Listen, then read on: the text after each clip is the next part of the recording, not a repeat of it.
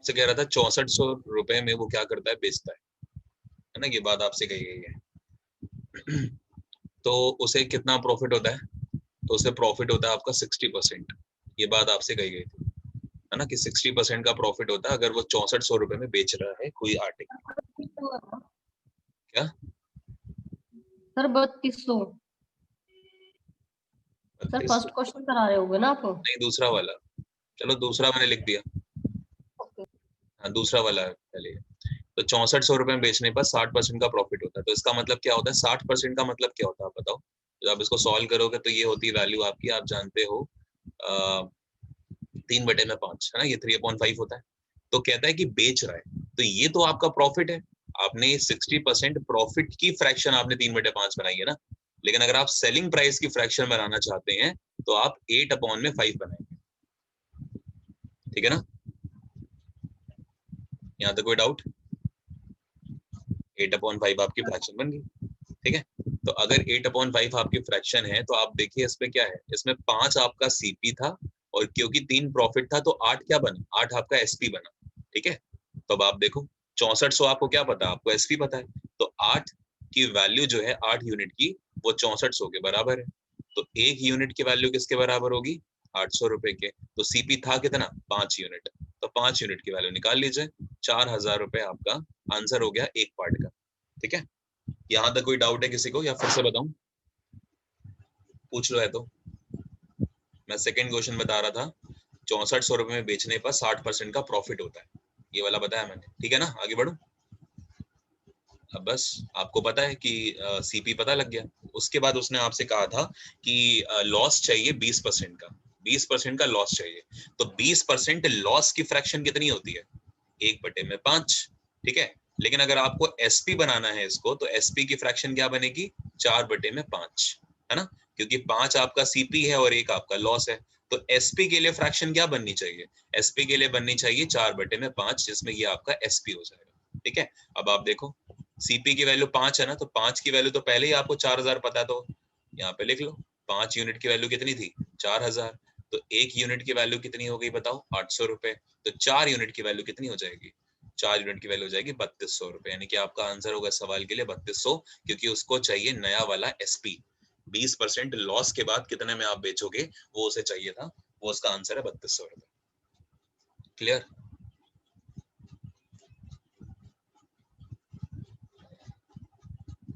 कोई डाउट है किसी को? हाँ ना कर दिया करो यार प्लीज, जल्दी होता उससे। No sir. ठीक है, आगे बढ़े।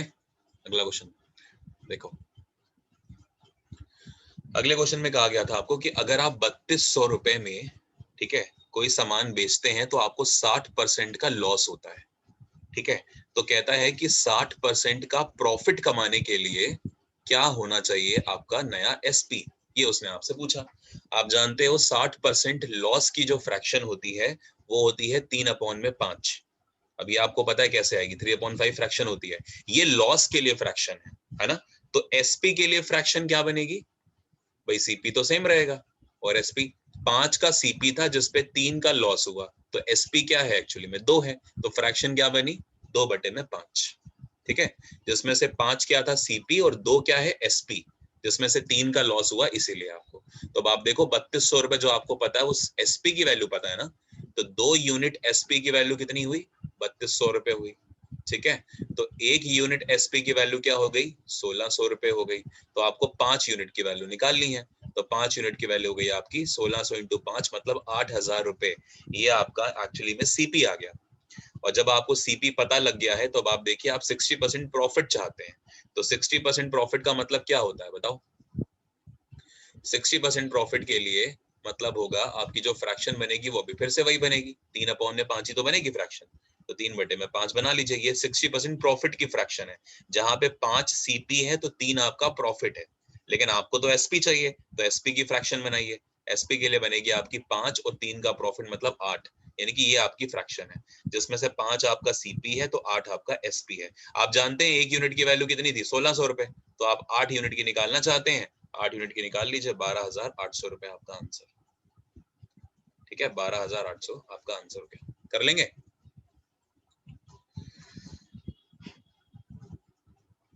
बेहतर है इन क्वेश्चंस को फ्रैक्शन से ही हिलाइए। फ्रैक्शन हमेशा से एक बेस्ट मेथड रहता है, चाहे परसेंटेज हो, प्रॉफिट एंड लॉस हो, फ्रैक्शन मतलब रेशियो प्रोपोर्शन हो, कुछ भी हो। क्लियर हो गया सभी को? सुनीता जी आप देर से आए हो, आपको क्लियर है? हाँ जी सर। ठीक है, ये ना रिकॉर्डिंग मैं कर रहा हूँ, रिकॉर्डिंग डाल दूंगा, ठीक है, परेशान मत रहिएगा, वहां से देख लीजिएगा। चलिए अगला क्वेश्चन करते हैं।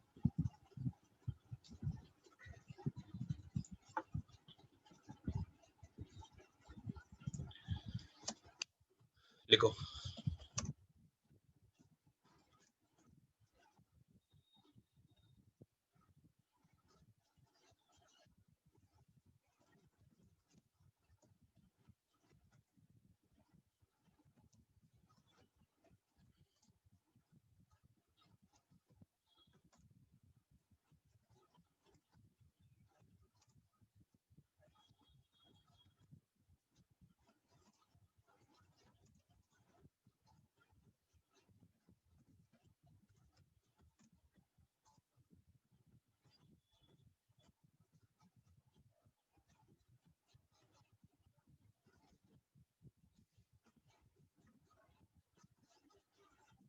ठीक है, एक कपड़ा विक्रेता 10 रुपए प्रति मीटर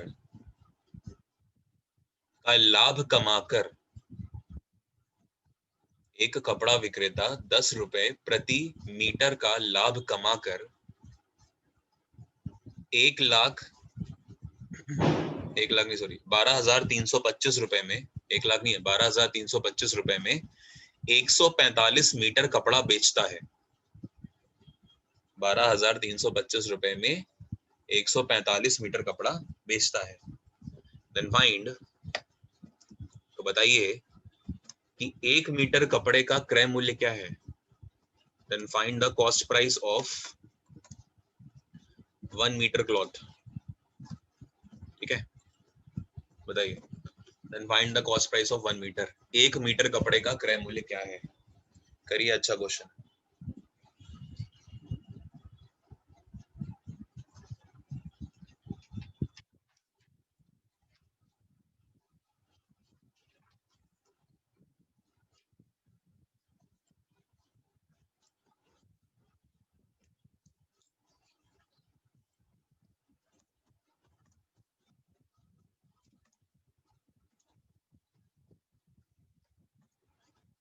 मीटर बाबू, 1 मीटर कपड़े का पैसे 10 रुपए हैं, ऐसा नहीं मतलब रुपए वैल्यू। 1 मीटर अगर आप कपड़ा लेने जाते हो तो आपको 10 रुपए देने पड़ेंगे। ठीक है, ये रेट है। जैसे कहते हैं ना, कोई कपड़ा कितने रुपए मीटर है, शर्ट पैंट का कपड़ा लेते हैं कि भाई 100 रुपए मीटर है, या इस तरह से। सर इसका आंसर क्या है? इसका आंसर क्या है मैम? इसका आंसर 75 है। 10 माइनस कर तो देंगे। 10 माइनस कर और देंगे। क्या, बस। वही 10 समझ नहीं आ रहा था क्या है ये। कोई नहीं, अभी मैं एक्सप्लेन करता हूँ, वेट करो। If the price of sugar decreases by 40%, then find the increase in its usage. If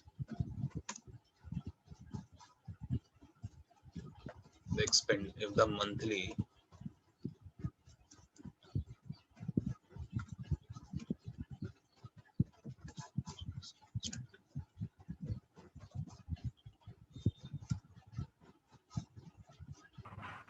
सही है, 10 क्यूब माइनस करेंगे क्योंकि उसने लाभ कमाया था ना 1 10 रुपीज मीटर प्रति में। मीटर का लाभ है ना, हाँ, इसलिए माइनस कर देंगे।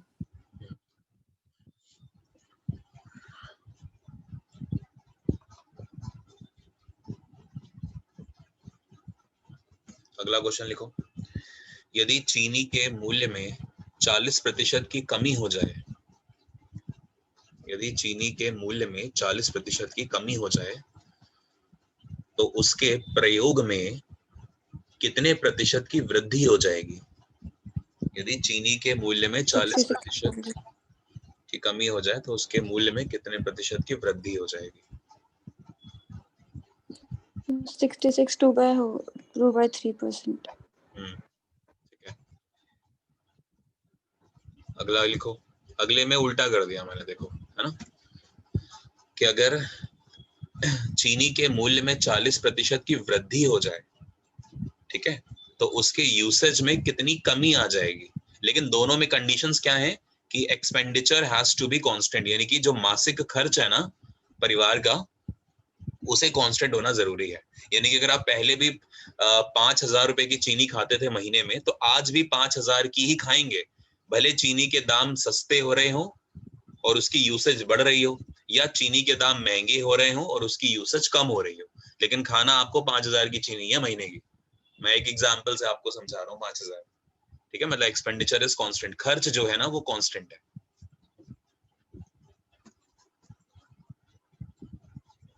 ठीक है, 28 whole 4/7%.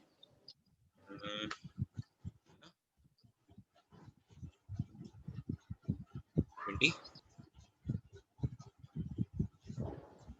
देखना पड़ेगा। 28 देख लेना, 4/7%. देख लेंगे, फ्रैक्शन याद नहीं अभी क्या बनेगी। If the income of A increases by 30% of B,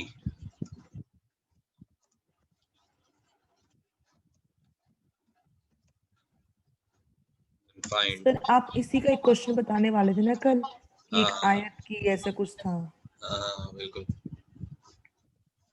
तो मैंने आपको फिर क्वेश्चन ही दे दिया अब अलग से ही, है ना। वो करवाया नहीं आपने? कौन सा क्वेश्चन था, यही वाला तो था। अच्छा कल यही था। कल मुझे जब नहीं हमने पता। एंड करी है मीटिंग, तो इसी कॉन्सेप्ट पे हम लोग थे, हाँ हाँ हाँ, है ना। तो फिर वो मैंने आपको दे दिया, बाकी अभी मैं उसमें आपको ऐड करके समझाता बता हूँ। रहे थे आप कुछ। हाँ हाँ हाँ। मैंने आपको ये चीज समझाई थी कि यहाँ पर हम्म। कब मतलब माइनस करना है 100 में से, कब 100 में ऐड करना है, तो वो वाली चीज।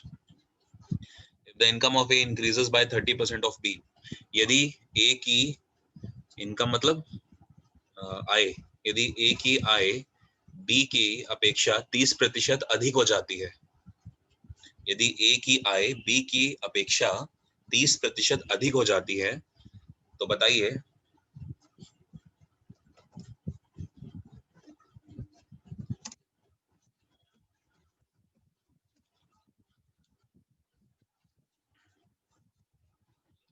तो बताइए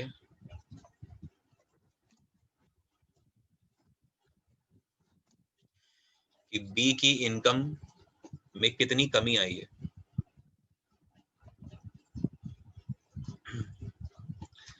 Then find how much decrease is found in B's income, तो बताइए बी की इनकम में या बी की आय में कितनी कमी आई है। ठीक है, ये क्वेश्चन ऐसे बहुत बनते हैं। If the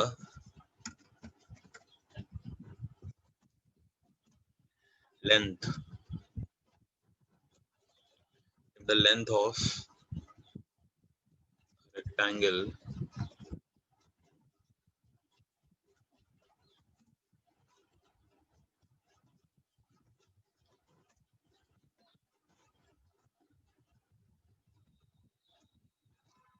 अब इसका स्क्रीनशॉट ले लेना, इससे पहले कुछ मीटिंग में प्रॉब्लम हो, बिकॉज मैंने बहुत सारे क्वेश्चन एक साथ लिख दिए हैं। स्क्रीनशॉट लेके रखना, ठीक है।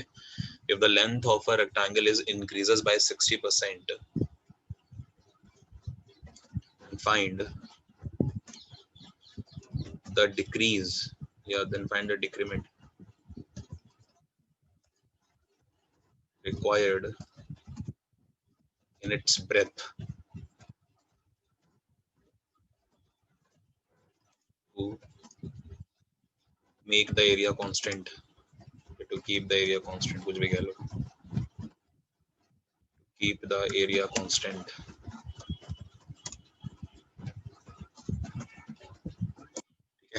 यदि आयत की लंबाई में 60% की वृद्धि हो जाए, यदि आयत की लंबाई में 60% की वृद्धि हो जाए, तो आयत की चौड़ाई को कितना कम किया जाए, आयत की चौड़ाई को कितने प्रतिशत कम किया जाए कि आयत का जो क्षेत्रफल है वो कांस्टेंट रहे। ठीक है, तो इस तरह से क्वेश्चंस आपके आते हैं। अब ये एक ही तरीका है, इस पे देख लेते हैं कि क्या करना होगा। क्या मुझे पहला क्वेश्चन बताने की नीड है, ये वाला, या कर लोगे? नो ना बताऊं? पक्का? नहीं, एक एक्सप्लेनेशन वाली क्लैरिटी चाहिए तो मैं बताऊं, वरना आंसर तो 75 आ ही रहा है। क्या यादव जी, सर क्या बता दो एक बार। बता दें? ठीक है, देखो कोई नहीं। आपसे कह रहे हैं कि garment seller sells 145 metre cloth for rupees 123.25, यानी कि 145 मीटर जो कपड़ा है अगर वो बेचता है तो सेलिंग प्राइस क्या मिला उसे? 123.25 रुपीज ये मिला, है ना? तो मुझे बताइए 1 मीटर कपड़े का सेलिंग प्राइस क्या आएगा? 1 मीटर कपड़े का सेलिंग प्राइस, तो 12325 को जब आप डिवाइड कर देंगे 145 से, यानी कि 85 रुपए आ जाएगा। ठीक है, ये 85 रुपीज आ रहा है 1 मीटर कपड़े का क्या कॉस्ट प्राइस। आपसे कहता है कि अगर उसका जो प्रॉफिट है ना वो 10 रुपए है प्रति मीटर, यानी कि 1 मीटर कपड़े पे जो प्रॉफिट वो कमाता है ना वो 10 रुपए कमाता है, ऐसा वो कह रहा है 1 मीटर कपड़े पे। और आप जानते हो कि 1 मीटर कपड़े का सेलिंग प्राइस क्या आया आपका? 85 आया। और 1 मीटर यहाँ पर भी बात कर रहे हैं हम, 1 मीटर यहाँ पर भी बात कर रहे हैं। तो अगर हम 1 मीटर कपड़े का कॉस्ट प्राइस चाहते हैं तो आप जानते हो कॉस्ट प्राइस निकालने का तरीका क्या होता है? सेलिंग प्राइस माइनस का प्रॉफिट, ये आप जानते हैं। तो अगर 1 मीटर कपड़े का कॉस्ट प्राइस निकालना चाहते हो तो सेलिंग प्राइस 85 क्वेश्चन में गिवन था, मतलब ये सॉरी निकाला आपने, और प्रॉफिट आपको क्वेश्चन में गिवन था 10 रुपए है 1 मीटर के लिए। तो 1 मीटर कपड़े का सीपी क्या आ गया? 75 रुपए, खत्म। ठीक है, लोगे? हाँ, अगर इसी क्वेश्चन यस में थोड़ा सर। सा अच्छा बनाता तो आपसे ये कह देता कि प्रॉफिट परसेंटेज बता दीजिए।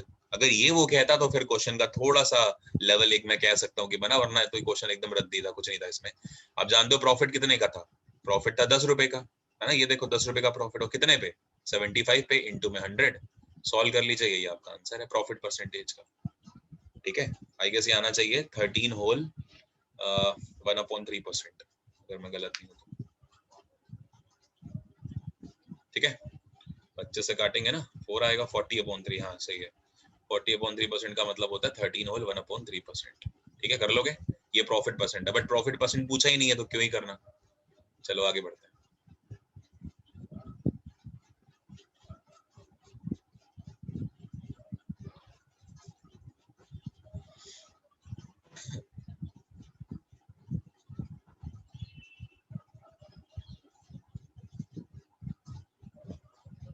अगला क्वेश्चन देखिए। अगले में आपसे कहता है कि अगर जो चीनी का प्राइस है ना वो क्या हो जाए? 40% इंक्रीज हो जाए।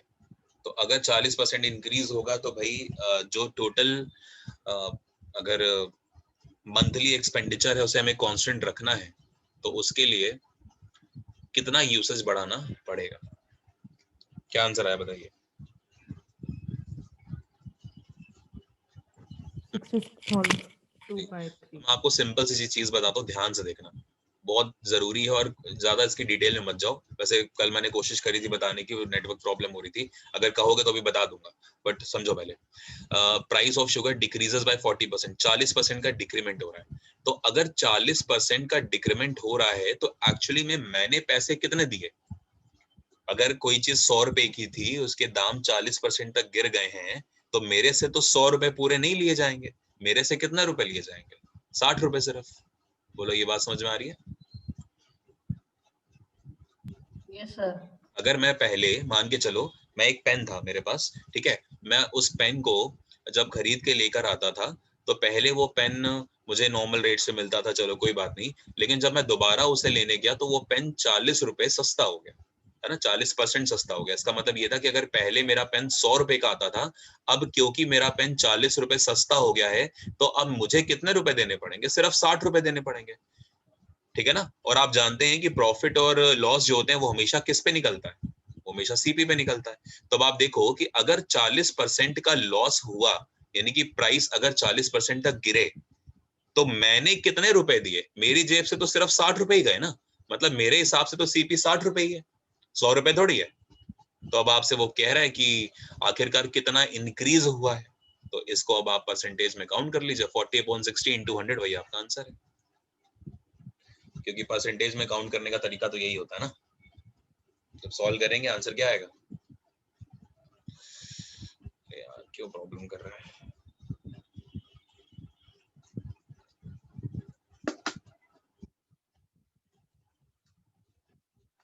करिए, बाकी करिए ऐसे तब तक, मैं देखता हूँ उसे।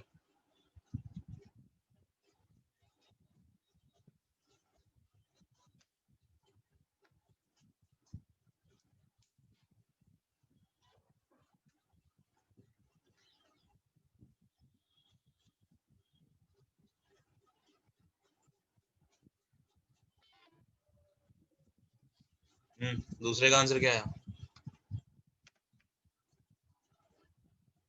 66 whole 2/3%. पहले वाले का बता रहे हो? 66 होल 2/3%, ठीक है। ये सर कैसे जो करा? फ्रैक्शन वाला चीज़ फिर से बता दो। फ्रैक्शन फिर से बताऊं? सर ये 40/60 मतलब लॉस बाय सीपी हाँ, देखो क्यों 40 का डिक्रीमेंट हुआ ना शुगर के प्राइस में, ठीक है। तो अगर 40 का डिक्रीमेंट हुआ है शुगर के प्राइस में, तो मेरी जेब से कितने रुपए गए? 60 गए। तो अगर मैं इसको पहले जरा देखूं, इसका परसेंटेज निकालूं, तो इसका जो परसेंटेज निकलेगा ना, वो निकलेगा 60 होल 2/3%। आप इसको जब सॉल्व करोगे तो ये आया। तो जब आप पहले से ही वैल्यू कम कर देते हैं ना, यानी कि अपने सीपी को कम कर देते हैं पहले से ही, भाई पहले आपका सीपी 100 रुपया हुआ करता था, लेकिन अब आपका सीपी 60 रुपए हो गया, तो पहले से ही आप उसका चेंज निकाल रहे होते हो। और वही जो इनके बीच का चेंज होता है ना, वो एक्चुअली में आपका क्या होता है? वो इंक्रीमेंट होता है जो आपने अपनी यूसेज में किया होगा, ठीक है। ऐसे करते हैं। या अगर अभी भी ये चीज नहीं क्लियर है तो चलिए समझिए।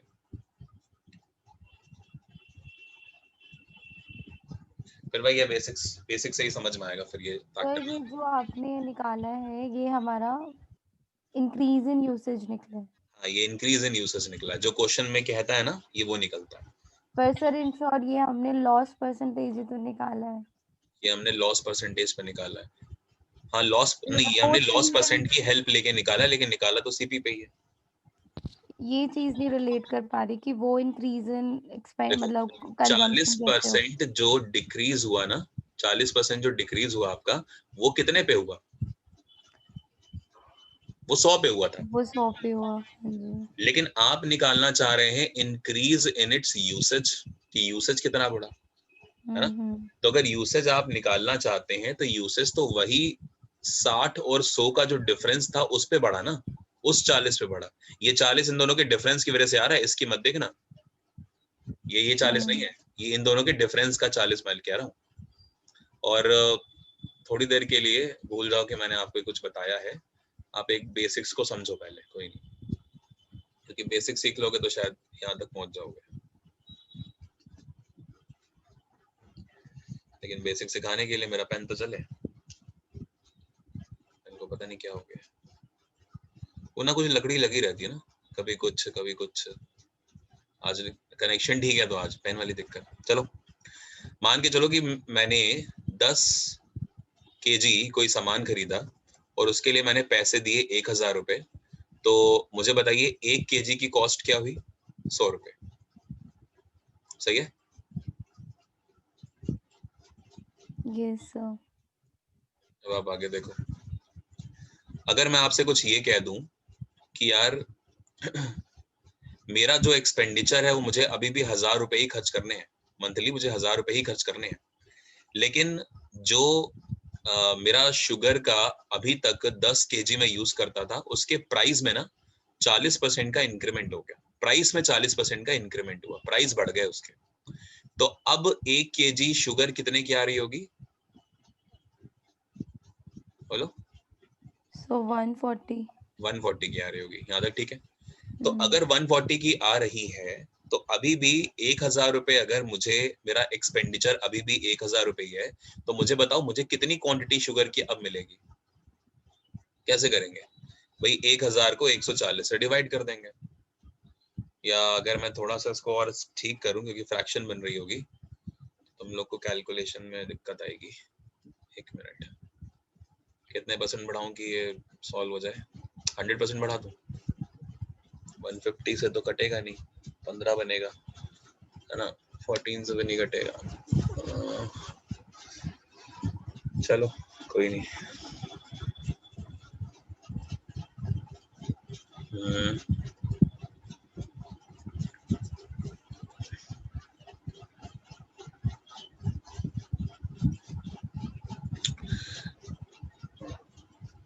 100% इंक्रीज मान लीजिए, दाम जो है ना वो 100% बढ़ गया, जल्दी हो जाएगा। अब मुझे कितने की मिलेगी चीनी? 200 रुपए की, सही है? तो अगर 200 रुपए की चीनी मिलेगी तो मेरे घर पे चीनी आएगी कितनी? अब 5 केजी तो आएगी सिर्फ।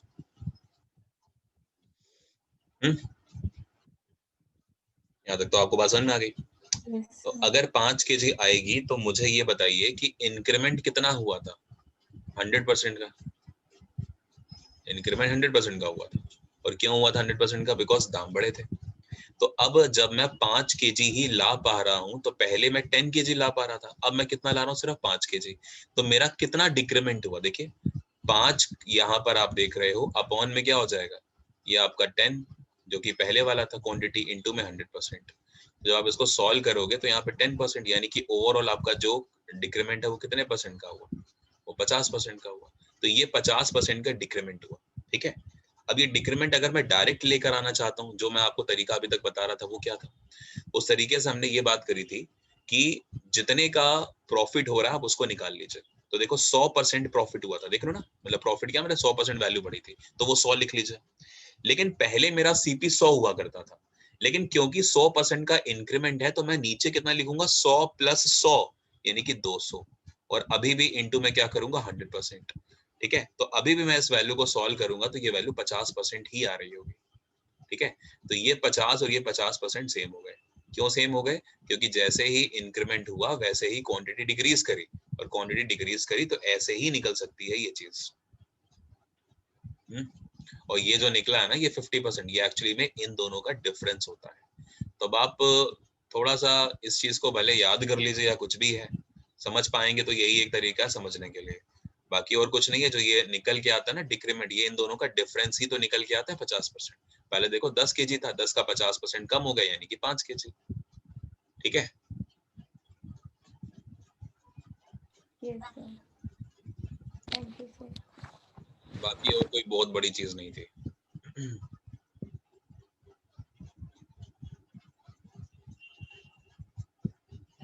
हमें क्या करना है? अगर क्वेश्चन में इंक्रीज है तो हम नीचे वाली वैल्यू 100 में इंक्रीज करके लिखेंगे। ठीक है, और अगर क्वेश्चन में डिक्रीमेंट है तो नीचे वाली वैल्यू 100 में माइनस करके लिखी जाएगी। अब एक बार फिर से समझो इसको। 40% का इंक्रीमेंट है, 40 तो आप ऐसे लिख दो, लेकिन क्या है? डिक्रीज है, सॉरी 40% का डिक्रीज था, तो डिक्रीज है तो 100 में माइनस करके लिखेंगे नीचे वाली वैल्यू, तो कितनी आएगी? 60। और इनटू में कर दीजिए 100%, यही आपका आंसर है 66 होल 2/3%। लेकिन वहीं पे अगला क्वेश्चन देखिए। अगले क्वेश्चन में कहता है कि 40% का इंक्रीमेंट हुआ है, तो ऊपर तो अभी भी 40 लिखेंगे, लेकिन इस बार नीचे क्या लिखेंगे? 140 लिखेंगे। ठीक है, डिफरेंस को लाने के लिए। और इनटू में अभी भी 100% कर दीजिए। जब इसको सॉल्व करेंगे तो ये क्या बनेगी? 40 अपॉन में 14 यानी कि 20/7। ठीक है, 1/7 की वैल्यू आपको पता है कितनी होती है? 14/7। ठीक है, तो यहाँ पे 20 का मल्टीप्लाई कर रहे हो तो फ्रैक्शन क्या बनेगी? बताओ क्या आंसर होगा? 2 होल ये 6/7। 200/7 नहीं बनेगा सर? 200/7 होगा। 200/7 ये तो 28 to 4/7 बनेगा। 4/7। 4/7 28 होल 4/7। ठीक है, कर लोगे? और अगला देखो, फिर से अगला क्वेश्चन ऐसा ही है। कहता है कि ए की इनकम जो है वो 30% बढ़ गई। मान के चलो यहाँ पर है गुंजन जी, यहाँ पर है श्वेता जी। ठीक है, कुछ ऐसा हुआ कि इनकी कुछ इनकम वगैरह थी, हमें नहीं पता, लेकिन इनकी जो इनकम है वो कांस्टेंट होनी जरूरी है। ठीक है ना? अगर इनकी इनकम कांस्टेंट है तो देखो क्या हुआ कि इसकी इनकम बढ़ी फॉर एग्जांपल 10% से या 20% से, तो इनकी क्या होगी? डिक्रीज होगी। ठीक है, उसी 20% के रेशियो में देखना पड़ेगा। और अगर इनकी मान के चलिए 30% इंक्रीज होती है तो उसी रेशियो में इनकी कम हुई होगी, तो बढ़ेगी तो सिर्फ एक ही बंदेगी। तो कुछ वैसे ही क्वेश्चंस यहाँ पर आते हैं, इनकम वाले हो जाएं या फिर आप कह लीजिए वो एरिया और ये सब चीजें जो होती है ना, रेक्टेंगल, स्क्वायर, ये सब क्वेश्चंस। ठीक है, हाँ लेकिन ध्यान रखना सिर्फ एरिया तक ही ये चीज बनेगी, वॉल्यूम तक नहीं बन पाएगी, क्योंकि वॉल्यूम में 3 डायमेंशंस आ जाती हैं इसलिए। तो देखो 30% का इंक्रीमेंट हो रहा है, तो 30% का इंक्रीमेंट है तो नीचे क्या करेंगे, 100 में ऐड करके लिखेंगे ना, तो इनटू में 30, मतलब ये ऐसे कर दो, सॉल्व करेंगे तो 300 अपॉन में 13 बनेगा। इसको सॉल्व कर लीजिए, ये आपका आंसर आ जाएगा। 13 26 गया 4 बार, 23 होल 1/13 है ना, इतने परसेंट आपका आंसर आ गया। इतना क्या है, इतना बी की डिक्रीमेंट हो गई है। ठीक है, और अगर मान के चलिए ए में 30% का डिक्रीमेंट हो रहा होता तो मैं क्या करता, 30 अपॉन में 70 कर देता, क्योंकि डिक्रीमेंट हो रहा है ना, और इनटू में 100%। अब जब आप इसको सॉल्व करोगे तो ये वैल्यू अभी भी 300 अपॉन में 7 हो जाएगी। अब इसको सॉल्व कर लीजिए, 28 42 whole 6/7%. 40 होल 2 होल 6/7% आपका आंसर है। 40 क्या ठीक है सर। कर लेंगे। अगला देखो, एरिया की बात करता है। एक रेक्टेंगल है, उसकी लेंथ में 40% का इंक्रीमेंट हुआ है, तो अगर 60% का इंक्रीमेंट हुआ है तो 60 अपॉन में क्या करेंगे, 160 इंटू में 100%। ठीक है, ये सॉल्व कर लीजिए, 600 अपॉन में 16 आ गया। जब आप इसको सॉल्व कर रहे होगे तो ये वैल्यू आपकी बन रही होगी 37.5. 37.5%, ये आपका आंसर। ठीक है, यानी कि ब्रेथ में 37.5% का डिक्रीमेंट हुआ होगा, तभी ये कांस्टेंट है। और हर एक चीज में कांस्टेंट होना जरूरी है, चाहे वो एरिया हो, चाहे वो एक्सपेंडिचर हो, कुछ भी हो, बट कांस्टेंट जरूर हो। सभी को आ गया समझ में? क्वेश्चन को देखना, क्वेश्चन में इंक्रीज कह रहा है तो नीचे 100 में वो वैल्यू इंक्रीज करके लिख देना, इनटू में 100%, और डिक्रीज कह रहा है तो 100 में से माइनस करके लिख देना, यही इसकी शॉर्ट ट्रिक है। ठीक है भाई,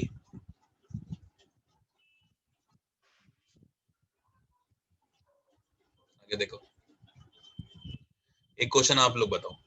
आपसे कह दे, मान के चलो कि कोई एक स्क्वायर है, अगर स्क्वायर की साइड में 10% का इंक्रीमेंट कर दिया जाए, मान के चलो 10% का क्या कर दिया जाए, इंक्रीमेंट कर दिया जाए, तो बताइए एरिया में कितनी इंक्रीज होगा, एरिया में कितना इंक्रीज होगा, बताइए। 21%. पता नहीं, वो फॉर्मूला लग जाएगा ना, x plus y, xy upon 100.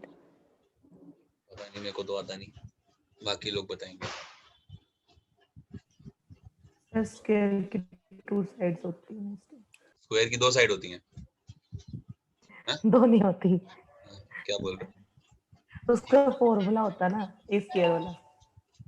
उसका फॉर्मूला होता है, स्क्वायर का फॉर्मूला होता है ए स्क्वायर। हाँ ठीक है, फिर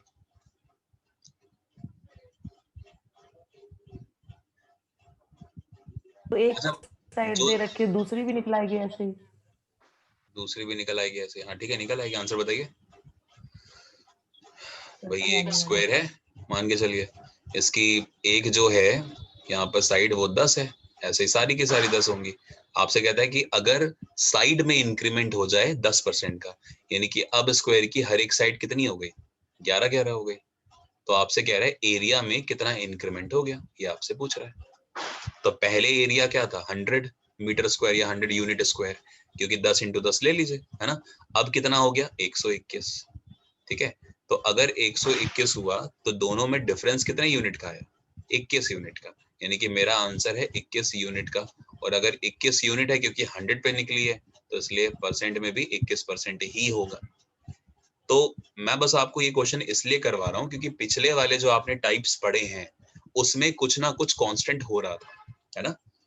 जैसे पिछले वाले में आपका एरिया कांस्टेंट था, एक्सपेंडिचर कांस्टेंट था, लेकिन यहाँ पर कहीं पर भी कांस्टेंट की बात नहीं करी गई। इसमें कहा गया कि स्क्वायर की जो साइड है ना, हर एक साइड स्क्वायर की वो 10% बढ़ जाती है, तो कहता है कि नया एरिया कितना बढ़ जाएगा वो बताइए। तो टाइप थोड़ा सा चेंज हो गया। ये मत करिएगा वहां पे कि यही 10 अपॉन में 110 इंटू में 100% करके चले आए, आपका आंसर गड़बड़ हो जाएगा, है ना। तो इसलिए क्वेश्चन को ध्यान से पढ़ना है कि क्या कह रहा है क्वेश्चन। तो पिछले वाले टाइप्स अलग थे, ये टाइप अलग है, क्योंकि इसमें कुछ भी कांस्टेंट नहीं है। कर लोगे?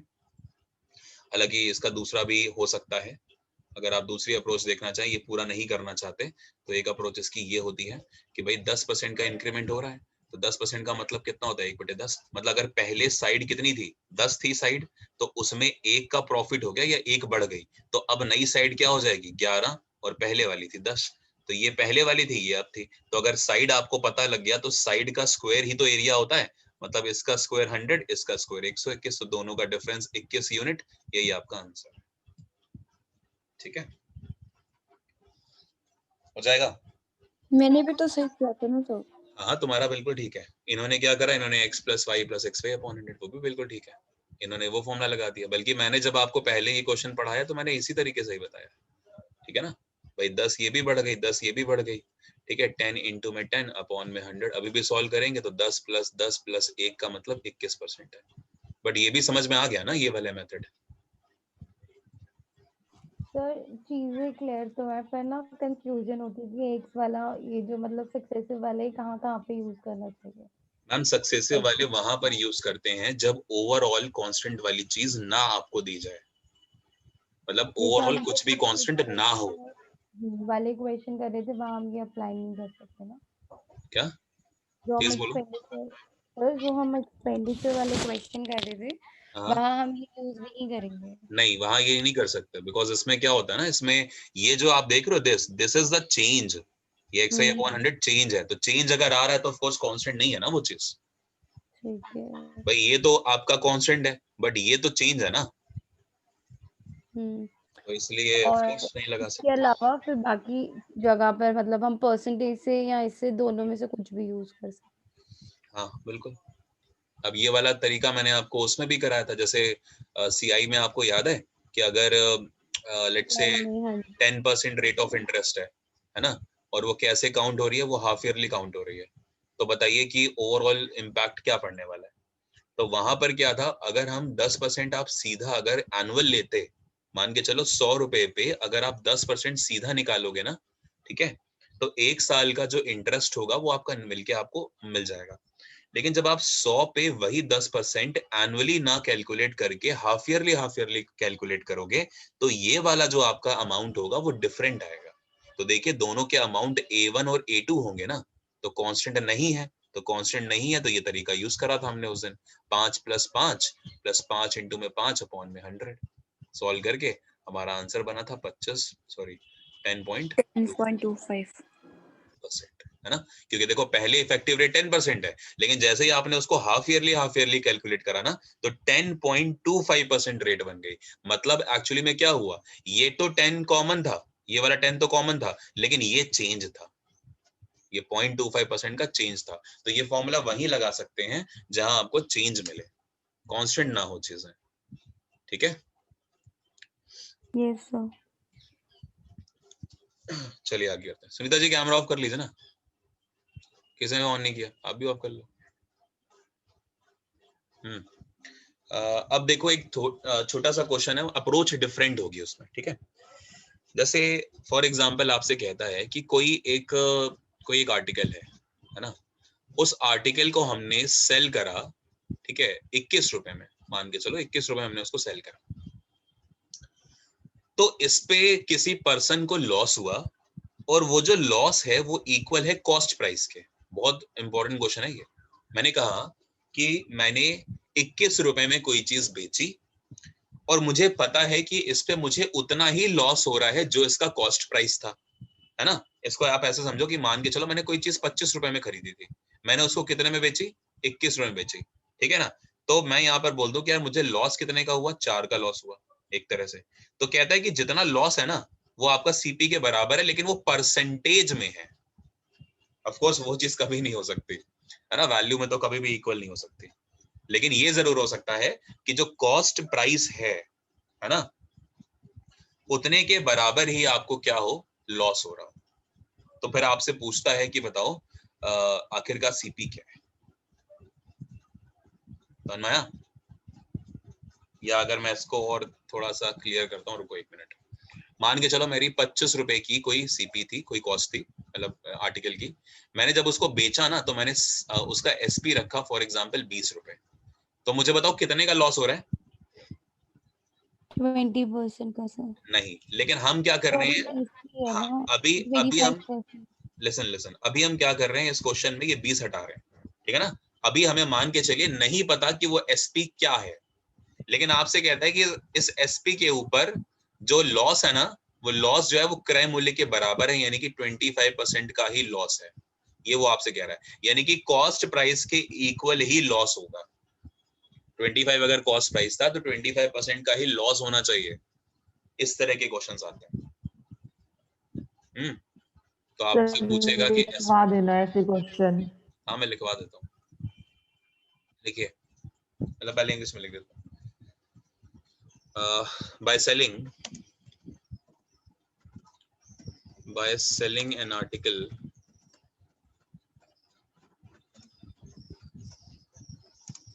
for rupees 21, sir 18.9 answer. क्या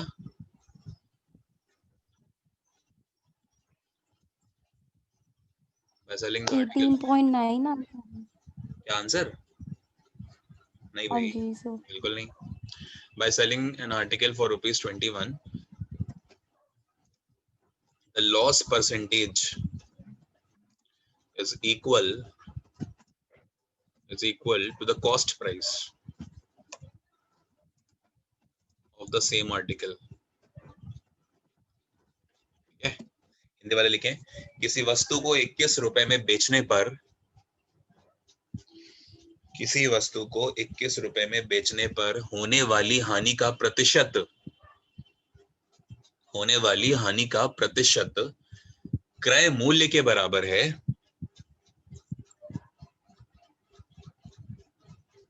फाइंड द कॉस्ट प्राइस। तो बताइए क्रय मूल्य है कितना? Find the CP. ठीक है, फाइंड द सीपी, क्रय मूल्य बताइए। एक बार जरा इस क्वेश्चन को सेल्फ ट्राई करने की कोशिश करिए, कर लेंगे तो बहुत अच्छी बात है।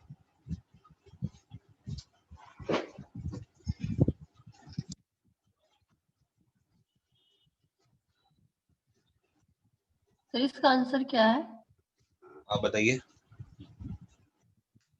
सर मेरा तो पॉइंट भी आ रहा है 46.41। नहीं मैम, गलत है। ये क्वेश्चन ऐसे होते हैं जिसमें लैंग्वेज आपको ध्यान रखनी है कि प्रॉफिट या लॉस का जो परसेंटेज है ना, वो सीपी के ही बराबर होना चाहिए। यही लैंग्वेज होनी चाहिए, सीपी के ही बराबर। और क्वेश्चन में आपको एसपी ही गिवन होना चाहिए, तभी ये अप्रोच लगेगी। और ये वो क्वेश्चंस हैं कि सिर्फ आपको अपना ऑप्शंस देखना है, बिना सॉल्व किए, और ऑप्शन पे टिक कर देंगे, खत्म। मतलब हार्डली 2 से 3 सेकंड्स में आपका आंसर आ जाएगा, क्योंकि आप सिर्फ ऑप्शंस देख रहे होगे, सॉल्व तो करना ही नहीं है। बट हाँ, स्टिल मैं आपको सॉल्व तो करवाऊंगा, बताऊंगा ना पहले कि कैसे।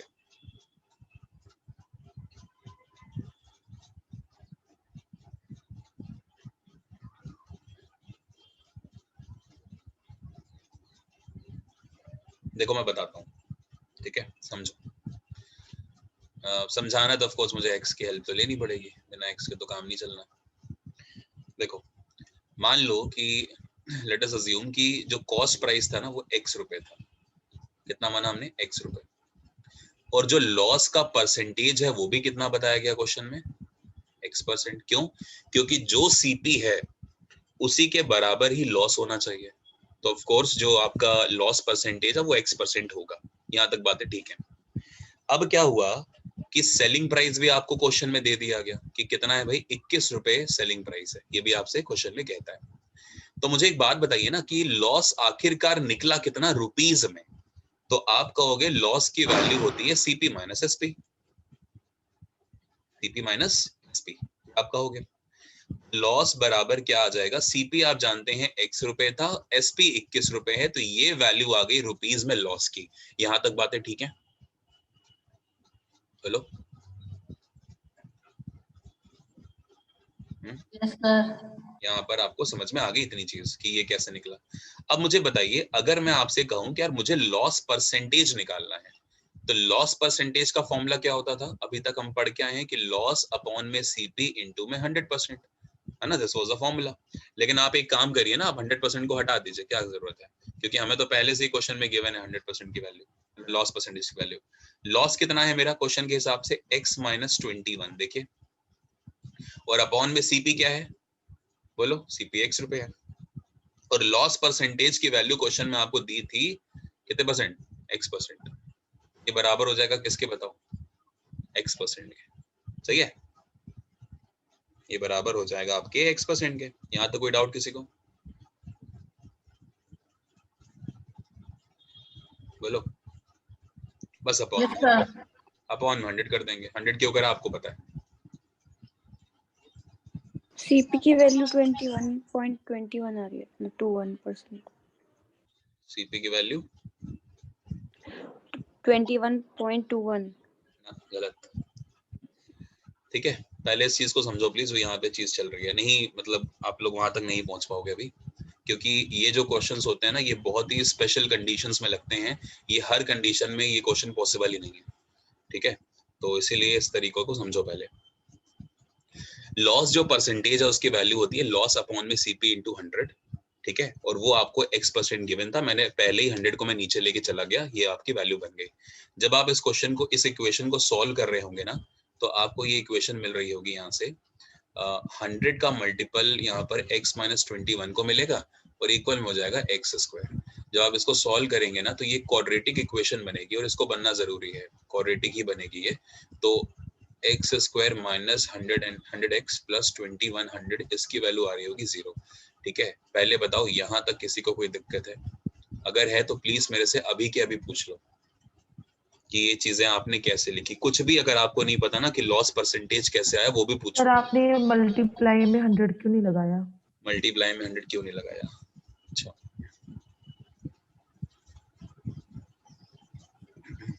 मैम लॉस परसेंटेज का फॉर्मूला क्या होता है? लॉस अपॉन में सीपी लॉस अपॉन में सीपी इंटू 100, ये होता है ना परसेंटेज में, ये आप जानते हो, ठीक है। हमने क्या करा, लॉस कितना पता है हमें, x माइनस 21, ठीक है, अपॉन में सीपी कितना था क्वेश्चन के हिसाब से, x, इनटू में ये आप वाला 100 जो मैंने लगाया है, और ये क्वेश्चन में किसके बराबर होगा, लॉस परसेंटेज के। तो लॉस परसेंटेज कितना है, x%, ठीक है। अभी भी अगर मैं इस 100 को लेकर नीचे आऊंगा तो ये 100 कहाँ जाएगा, नीचे। अभी आपको समझ में आया कि मैं 100 क्यों नीचे लेके गया था? मैंने एक स्टेप बस हटा दी थी, तो मैं चाह रहा था कि ये कितने लोग समझ पाएंगे, देखना चाह रहा था मैं कि स्टेप बाय स्टेप चीजें यहाँ आपको समझ में आती हैं। अगर इतने बड़े हो चुके हो, इतना लेवल आ चुका है कि अगर एक आध स्टेप गायब करी जाए तो आप समझ पाएंगे, लेकिन कोई बात नहीं, अब शायद आपको अच्छे से समझ में आ गया होगा, अब नहीं भूलोगे आप, है ना।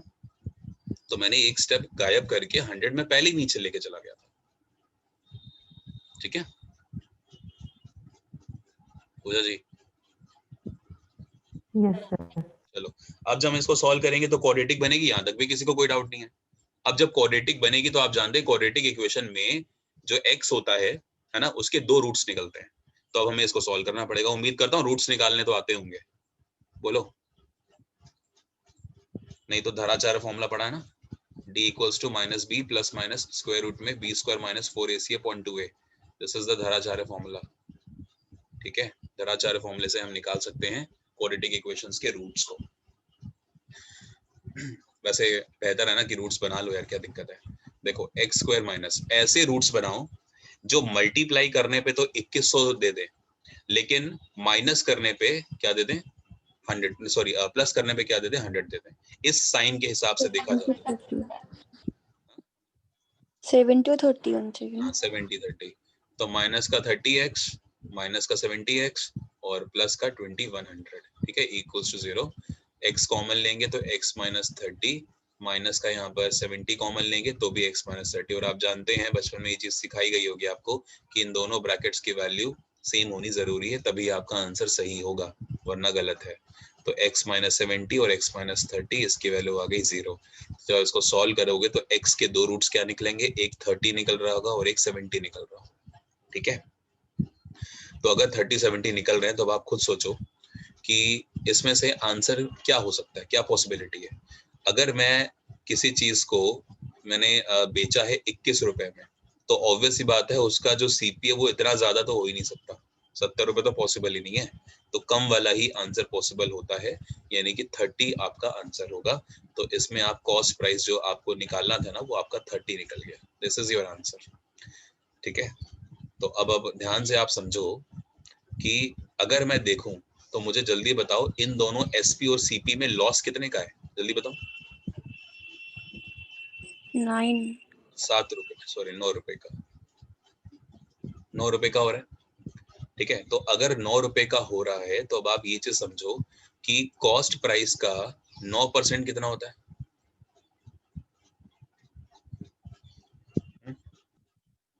30।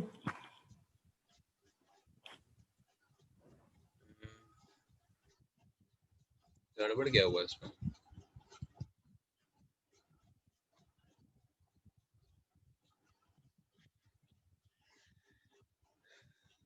ठीक कॉस्ट, तो आ रहा है सर, ठीक है। ठीक है, 9/30 इंटू में 100 ना, 30 आ जाएगा लॉस परसेंटेज, 30% सीपी के इक्वल। 9/30 इंटू में 100 है।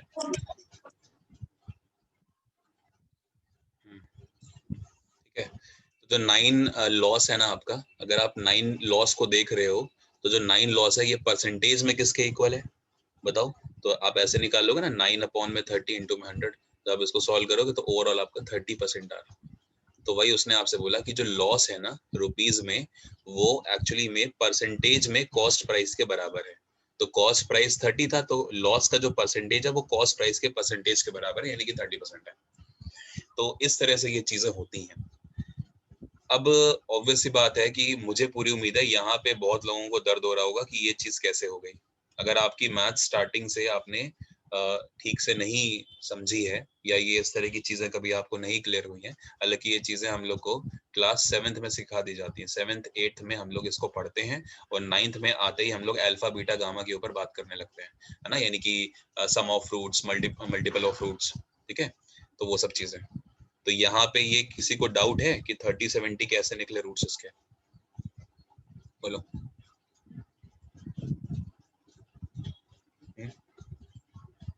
पूजा जी, नो सर।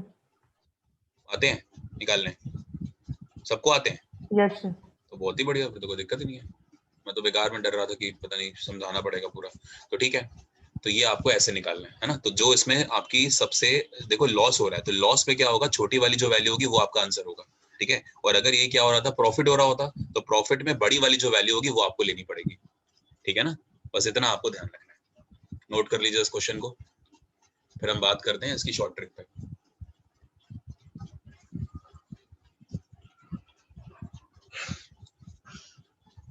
जब भी ये क्वेश्चन आएगा तो ध्यान रखिएगा, इसके आपको सेलिंग प्राइस को देखना है। और इस क्वेश्चन का जो सेलिंग प्राइस आप देख रहे हो ना, वो आपको मिल रहा है 21 रुपीज। और ये वही होगा जो अपने में क्या होगा पता है, एक ऐसा नंबर होगा जिसके जो फैक्टर होंगे ना वो नेचर में प्राइम होंगे, ये जरूरी है। जैसे 21 है तो 21 के फैक्टर करो, तो 21 के फैक्टर होते हैं 3 और 7। ठीक है ना, और आप जानते हैं कि 3 और 7 दोनों नेचर में प्राइम होते हैं। तो इसीलिए आपका आंसर वही होगा, बस इसमें 10 लगा देना, मतलब 10 का मल्टीप्लाई करा देना चुपचाप। तो 30 और 70, अगर लॉस का क्वेश्चन था आंसर 30 कर देना, अगर प्रॉफिट का क्वेश्चन होगा आंसर 70 कर देना। यही इस सवाल की ट्रिक होती है। आगे समझ में? मान के चलो मैंने आपसे कह दिया कि 35 रुपए की कोई सेलिंग प्राइस थी। जब आप इसको सॉल्व करोगे ना तो इसके फैक्टर करो, 5 और 7 आएंगे। तो आप क्या करो, 0 बढ़ा दो, 50 और 70। अगर लॉस है तो लॉस में आंसर 50 कर देना, अगर प्रॉफिट है तो आंसर 70 कर देना। आपको बस फैक्टर करने हैं उसके, और वो फैक्टर आपको ब्रेक करने हैं प्राइम। ऐसा कभी नहीं होगा कि किसी वैल्यू के जो फैक्टर हैं वो 8 और 4 बन रहे हैं, या 8 और 5 बन रहे हैं, गलत। 8 और 5 प्राइम नहीं है, 5 तो प्राइम है लेकिन 8 प्राइम नहीं है, तो फिर गलत है कहीं ना कहीं। ठीक है, तो ये क्वेश्चन तभी दिया जाएगा जो आपका सेलिंग प्राइस है ना उसके फैक्टर प्राइम ही होंगे। ध्यान रखना इस बात को। ठीक है, एक क्वेश्चन और करा दो ऐसा। एक और क्वेश्चन करा दें ऐसा? अच्छा, कराना क्या, लैंग्वेज लिख लीजिए चलिए फिर से, वरना तो सब कुछ ऐसे ही है। मान के चलिए 187 रुपीज आपका सेलिंग प्राइस है, ठीक है, 187 आपका सेलिंग प्राइस है। मैं आपसे कह दूं कि बस वही है कि इसमें होने वाला जो लॉस परसेंटेज है, लॉस का परसेंटेज वो सीपी के बराबर है। अब आपको सॉल्व करना है, अब या तो आप पूरा वैसे ही सॉल्व करते हुए लेके जाओ, ठीक है, फिर 187 बनेगा, उसके आप 18700 बनेंगे मतलब, है ना, फिर आप उसको फैक्टराइज करोगे तो बेहतर है 187 का आप एलसीएम ले लो। एलसीएम जब आप लोगे तो ये 11 और 17 में ब्रेक हो रहा होगा, ठीक है। तो अगर लॉस है तो आपको क्या करना है, पहले तो जीरो बढ़ाने हैं, तो लॉस है तो आपका आंसर 110, प्रॉफिट है तो आपका आंसर 170, खत्म। अब इसमें क्या ही करोगे उसको दोबारा, ठीक है। फैक्टर तो लेने आते हैं ना, 187 का एलसीएम तो ले ही लोगे। Yes sir. बाकी आपको ट्रिक भी बताई थी। अब जैसे 11 का 18 में मल्टीप्लाई करना तो आप 18 लिखो, है ना, 18 नहीं मतलब 17, आप 17 लिखो, 7 प्लस 1 कितना होता है 8, 8 को बीच में लिख दो, ये आपका आंसर है ना। जैसे 11 में मल्टीप्लाई करना है 16 का, तो 16 को ऐसे लिखो, 1 और 6 7, 7 को बीच में लिख दो, यही आंसर है। तो ऐसे चलता है बस। और मैंने कहा ना, इसका जब भी आपको ये देंगे तो ये आपको प्राइम ही देंगे। चलो इतना तो हमने कंप्लीट कर लिया।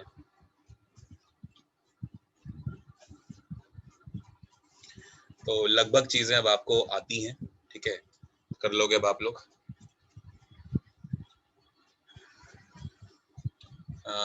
एक क्वेश्चन और कर लो चलो लास्ट, फिर हम लोग अगले टॉपिक पे स्विच करते हैं।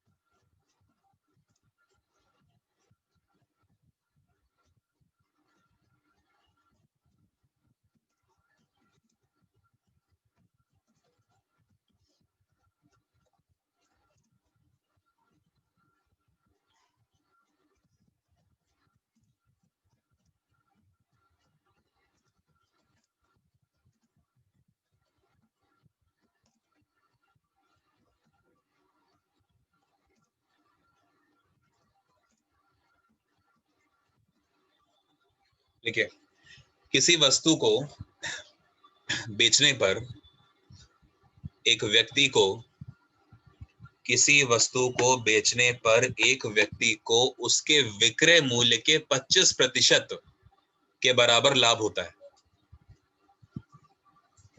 उसके विक्रय मूल्य के 25% के बराबर लाभ होता है।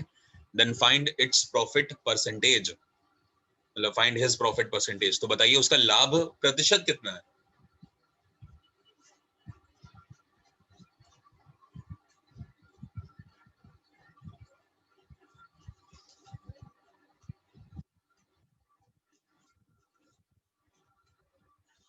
क्वेश्चन समझ में आया?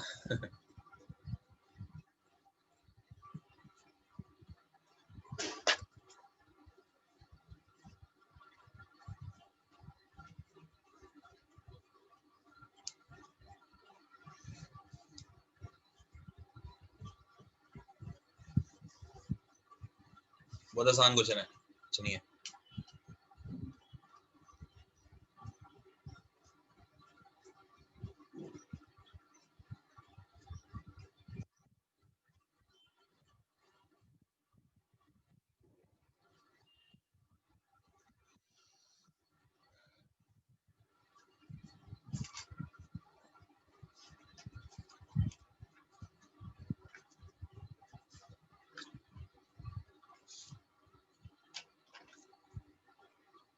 सो 25%? कितना? नहीं, गलत है सर। क्यों कंफ्यूज हो रहे हो आप लोग? इतना आसान क्वेश्चन है और अभी कराया ऐसा क्वेश्चन। बस वहां पे एसपी की जगह सीपी था जो मैंने आपको कराया था।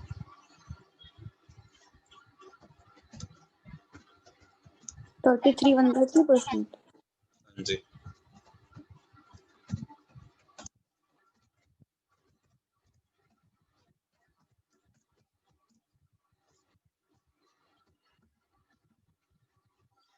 the marked price of an article is 400 rupees.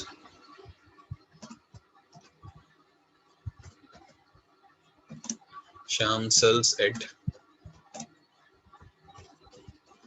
after a discount of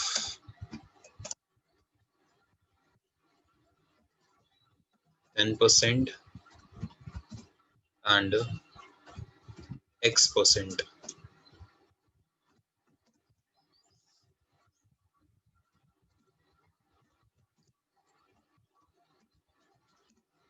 for rupees 96.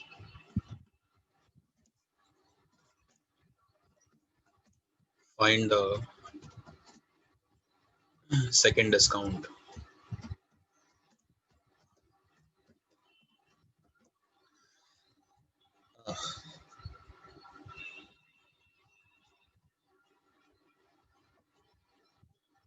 Hindi वाले लिखो। एक वस्तु का अंकित मूल्य 400 रुपए है। अंकित मूल्य, मार्क्ड प्राइस की बात हो रही है। एक वस्तु का अंकित मूल्य 400 रुपए है।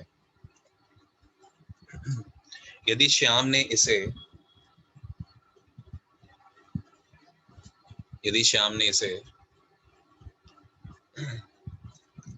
10% तथा X% डिस्काउंट के बाद खरीदा। एक मिनट, ये सेल्स की जगह परचेस कर लो, परचेसेस है ना, या गेट्स कर लो, गेट्स मतलब खरीदता, श्याम खरीदता है।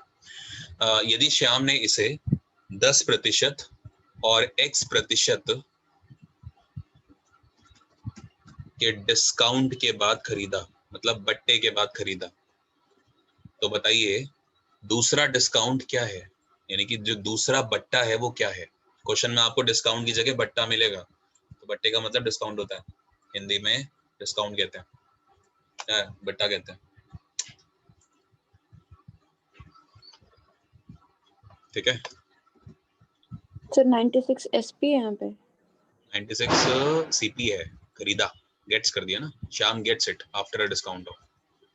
ठीक है, जैसे मान के चलो 400 रुपए आप मेरी दुकान पे आए, ठीक है, आपने कुछ खरीदा, उसका मार्क्ड प्राइस 400 रुपए था। मैंने आपको कहा कि मैं आपको उस पर 10% का एक डिस्काउंट दे रहा हूँ, और एक मैंने आपको कुछ और डिस्काउंट दे दिया। ठीक है, वो मैंने आपको बताया नहीं, लेकिन आपको चीज पड़ी 96 रुपीज की।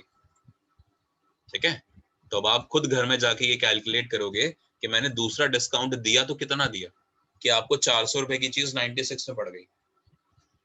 Okay okay sir.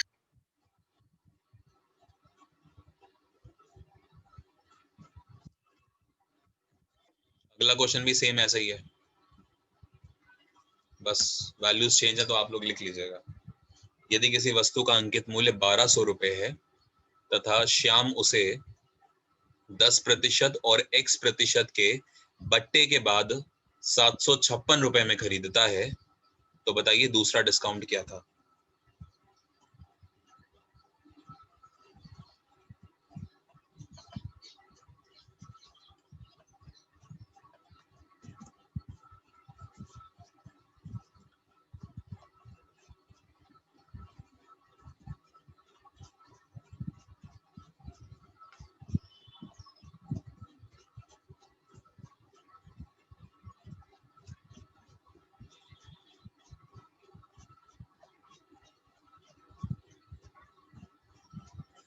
अगले में मैंने बस डिस्काउंट 20% किया है और X% किया, आपको X निकालना है। ठीक है, तो एक बार देख लो जल्दी से कि कैसे सॉल्व होगा। देखो पहले आपको फर्स्ट वाला बता रहा हूँ, कुछ नहीं है। श्वेता जी आप ध्यान से समझना। A person sells an article then he got a profit। Question में क्या बोला है, प्रॉफिट। वो किसके बराबर है, equals to 25% of its SP, यानी कि प्रॉफिट बराबर है 25% किसके, SP के। तो प्रॉफिट इक्वल्स टू 25% की फ्रैक्शन कितनी होती है बताओ, 1/4, यानी कि SP अपॉन 4 हो जाएगा। ठीक है, तो अगर हम यहाँ से प्रॉफिट अपॉन SP का रेशियो बनाए तो रेशियो क्या बनेगा, 1/4 बनेगा। बस खत्म। यानी कि अगर कोई चीज 4 रुपए में आपने बेची है तो उस पे आपने 1 रुपए का प्रॉफिट कमाया है, तो मुझे ये बताइए CP क्या हुआ होगा। CP 3 रुपए रहा होगा भाई। 4 रुपए अगर SP है, एक उसमें प्रॉफिट भी है, तो CP तो 3 हुआ ना, बोलो। और आपसे कहता है प्रॉफिट का परसेंटेज बता दीजिए। तो प्रॉफिट का परसेंटेज कैसे निकलता है? प्रॉफिट अपॉन में सीपी इंटू में 100%। आप जानते हैं प्रॉफिट कितने यूनिट का हुआ? 1 यूनिट का। सीपी कितने यूनिट था? 3 यूनिट, इंटू में 100%। सॉल्व कर लेंगे, इसकी वैल्यू आ जाएगी 33 और 1/3%। देखो कितना आसान था। क्या था क्वेश्चन में?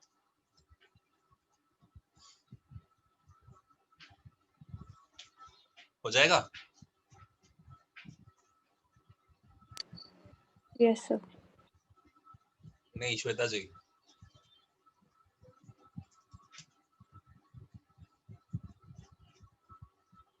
श्वेता जी कहाँ चले गए?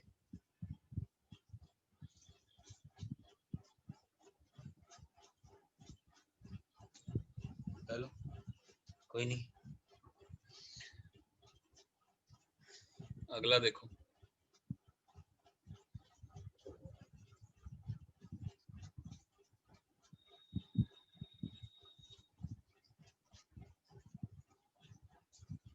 अब अगला बहुत आसान है। अगले वाले को कराने से पहले एक बार आपको बताता हूँ। जैसे मान के चलो कि कोई एक पर्सन है, वो आपको ना डिस्काउंट देता है, जैसे 10% का, 20% का और 30% का आपको डिस्काउंट देता है कोई पर्सन। तो आपसे अगर मैं ये पूछूं कि ओवरऑल डिस्काउंट कितना है, हालांकि ये चीज मैं आपको पहले करा चुका हूँ कि ओवरऑल डिस्काउंट कितना है, तो मैंने आपको पहले ही कराया था कि इन दोनों तरीकों से पहले आप एक डिस्काउंट निकाल लें, ठीक है ना, वही फॉर्मूला लगा के x plus y plus x y upon 100।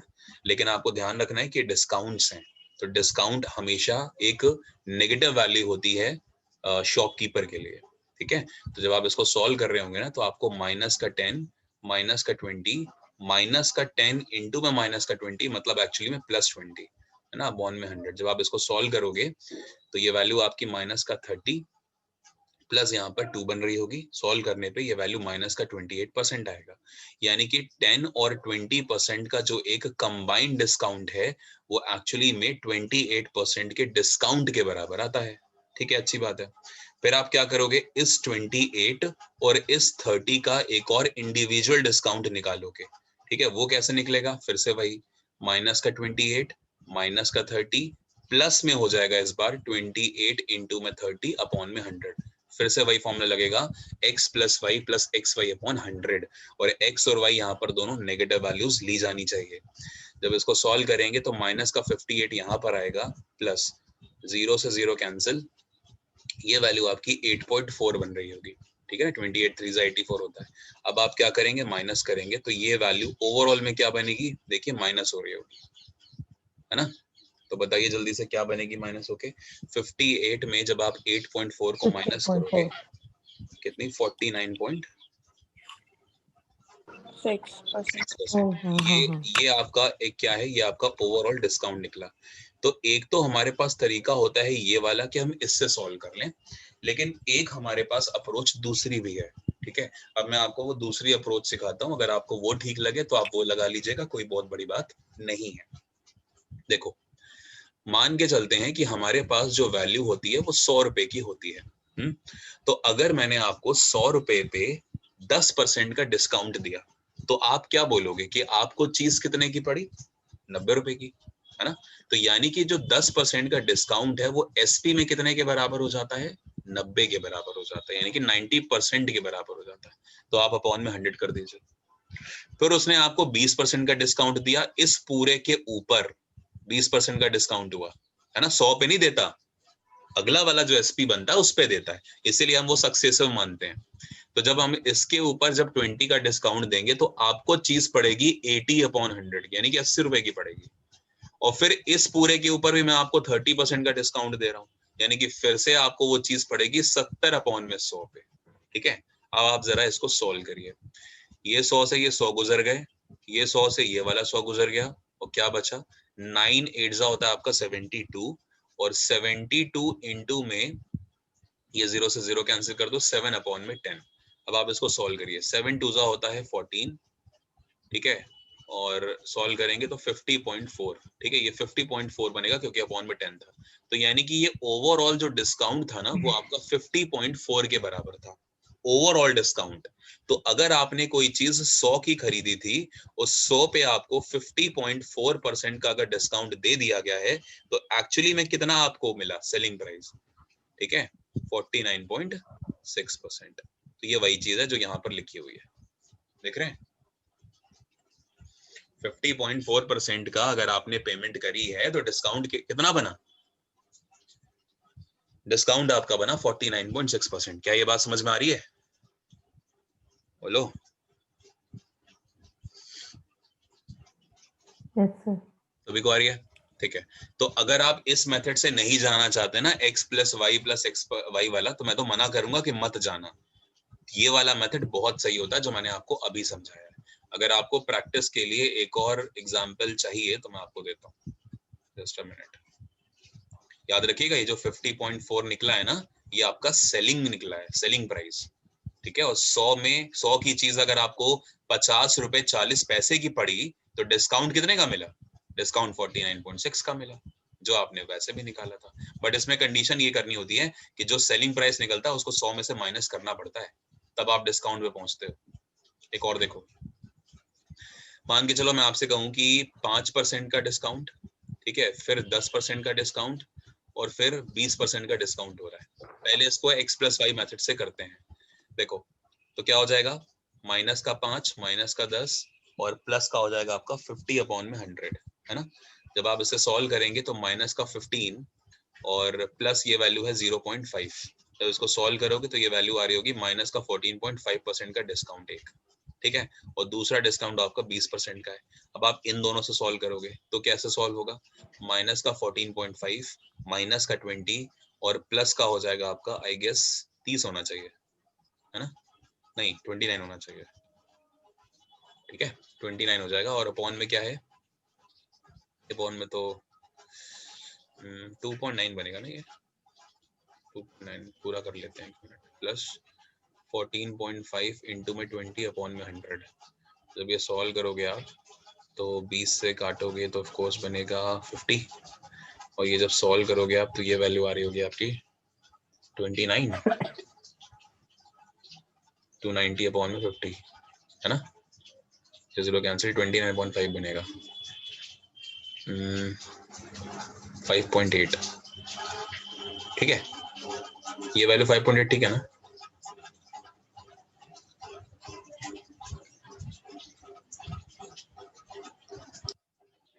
अब आप इसको सॉल्व करो, देखो क्या वैल्यू बनती है।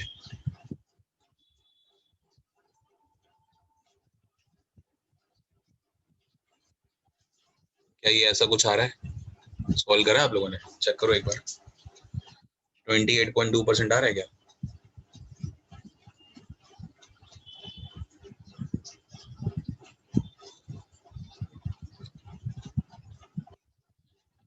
सर आंसर तो इसका 31.6 आ रहा है। हो सकता है मिस्टेक हुई है, एक बार देख लो आप लोग, इसलिए कह रहा हूँ। हाँ मेरा भी 31.60 है। यहाँ पे कहाँ मिस्टेक हुई, देखो एक बार, 14.5 इंटू 20 अपॉन में 100 था, ठीक है, तो 20 से कैंसिल किया 50 आया, ठीक है, तो 29, 290 अपॉन में 50, 5.8। हाँ गड़बड़ कहाँ है, ये सही था 14.5,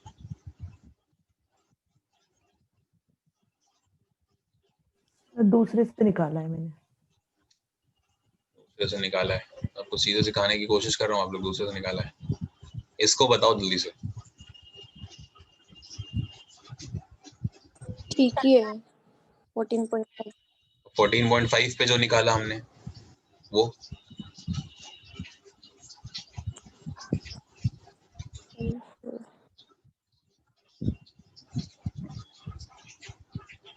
माइनस 14.5, ठीक है, माइनस 20, ठीक है, दोनों का प्लस हो जाएगा, तो 14.5 इंटू में 20 अपॉन में 100, ये वैल्यू बस देख लो कितनी है, इतनी वैल्यू। क्या ये वैल्यू 5.8 है?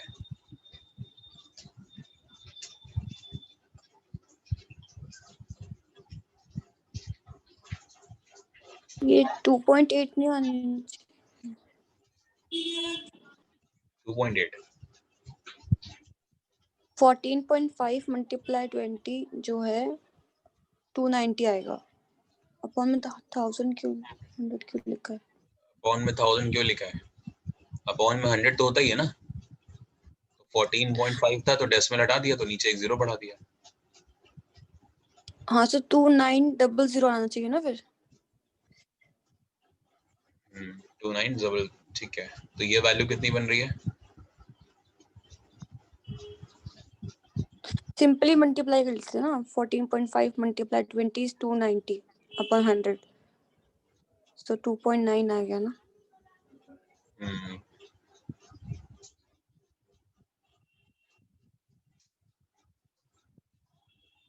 बिल्कुल 2.9 आ गया। हाँ तो इसको सॉल्व करेंगे तो कितना बना था आपका? 34.5 में अब प्लस हो जाएगा 2.9 का, तो आंसर क्या बना? 31 पॉइंट कितना कह रहे थे? 6। हाँ तो ये आपका डिस्काउंट आया इतना 31.60। ठीक है, अब करते हैं उस तरीके से। उसमें क्या होगा कि कोई चीज 100 रुपए की थी, पहले में आपको 5% का डिस्काउंट हुआ मतलब 95/100 की पड़ी। फिर आपको 10% का डिस्काउंट हुआ मतलब 90/100 की पड़ी। फिर आपको 20% का डिस्काउंट हुआ मतलब 80/100 की पड़ी। ठीक है, अब हम ऐसे कैंसिलेशन में देखेंगे। 100 से 100 कैंसिल, 2 जीरो से ये कैंसिल। अब क्या बनी वैल्यू? 95 इंटू में 72 अपॉन में 100। ठीक है, अब आप इस वैल्यू को सॉल्व करो। 95 इंटू 72 अपॉन में 100, ये वैल्यू देखो कितनी आती है।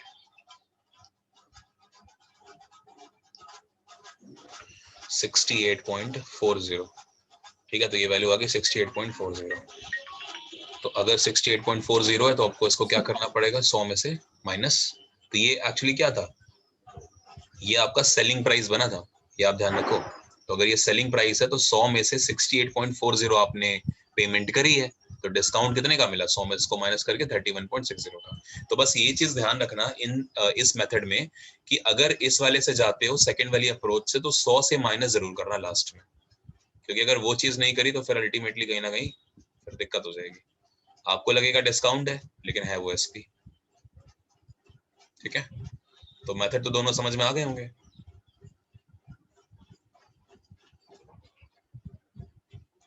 अब आप करो इन क्वेश्चंस को। देखो आपसे कहता है कि मार्क्ड प्राइस 400 रुपए है ना। तो जैसे मान के चलो 400 रुपए मार्क्ड, वो जो हमने स्टार्टिंग में 100 का मल्टीप्लाई कराया है ना, वो 100 मार्क्ड प्राइस है एक्चुअली। तो 400 पे कहता है पहला जो डिस्काउंट है वो कितना है बताओ?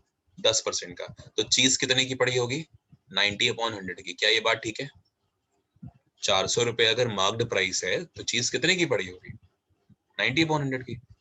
और फिर इसके ऊपर वो कहता है कि एक डिस्काउंट X% का और देता है। तो X% का डिस्काउंट का मतलब हो गया कि वो चीज आपको कितने की पड़ी होगी? 100 माइनस X/100 की। ठीक है, ये 100 माइनस X क्यों करा? जैसे मैंने आपने सीधा इसको x% कर दिया था। क्या? मैंने सीधा इसको x/100 कर दिया था। नहीं, तो अगर आप तो X/100 करते हो ना तो फिर गलत हो जाएगी ना वो चीज। डेसिमल इसलिए में मेरा आ रहा आंसर नहीं आया। डेसिमल सो में? मैंने ऐसे ही किया था तो डेसिमल में आ रहा था। डेसिमल या फ्रैक्शन बन रही होगी, कोई हो सकता है, तो कोई दिक्कत थोड़ी है। तरीके पे बस अपने वो रहो, कॉन्फिडेंस एकदम रखो। हाँ, ये वैल्यू किसके बराबर होगी? सेलिंग के। सेलिंग कितना था? 96 96। तो इक्वल कर दो 96। तो जब इसको सॉल्व कर रहे होंगे 2 जीरो से 2 जीरो कैंसिल। ठीक है, एक जीरो से ये कैंसिल कर लीजिए। 36 इंटू में 100 माइनस एक्स, इसकी वैल्यू बन रही होगी 960। तो 36 से कैंसिल करो, 36 थ्रीजा होता है ना। अरे नहीं 3 पे नहीं जाएगा 26 12 से जाएगा। ठीक है, 12 से कैंसिल होगा, थ्रीजा और यहाँ 80। अब सॉल्व करोगे तो 300 माइनस 3x की वैल्यू आ जाएगी 80। तो 3x की वैल्यू आ जाएगी आपकी कितनी? 240 की 220? 220। 20 x का आंसर हो गया 220 अपॉन में 3। यानी कि सॉल्व कर लो तो ये 220 अपॉन 3 आप जानते हो फ्रैक्शन होती है यार, 73 होल 1 अपॉन 3 की। तो ये आपका आंसर है, बताओ। सीधा x निकल गया। ठीक है। 73 होल 1 अपॉन 3 आपकी फ्रैक्शन हो गई। अब जैसे इन्होंने क्या निकाला था, x जो लिखा था आपने, पूजा जी? मेरा आंसर ही नहीं आया। नहीं, कुछ तो आया होगा। मैंने छोड़ दिया फिर। छोड़ दिया, चलिए छोड़िएगा मत। अगर आपने x निकाला है ना, तो जो x से निकला होगा उसको भी अगर आप 100 से माइनस कर दोगे तो भी आप यहाँ तक पहुंच जाओगे, ठीक है ना। लेकिन हाँ, कंडीशन ये है कि वो तभी आपका सही होगा जब मतलब कैंसिलेशन हो रही हो वो भी प्रॉपर, तब तो ठीक है, वरना फिर दिक्कत कर देगा। बिकॉज एक जगह तो आपने माइनस करके लिखा 100 में से, लेकिन एक जगह आपने 100 में से माइनस करके नहीं लिखा, x लिख दिया, तो दिक्कत कर जाएगा ना। तो इसलिए माइनस करके लिखना है हमें, ठीक है। आ गया होगा तरीका समझ में ना कि कैसे करना है। Yes sir. बस अब अगला कर लीजिए, ऐसे करिए। इसलिए वो सिखाया मैंने आपको इस मेथड को कराने के लिए कि 100 में से माइनस क्यों करते हैं।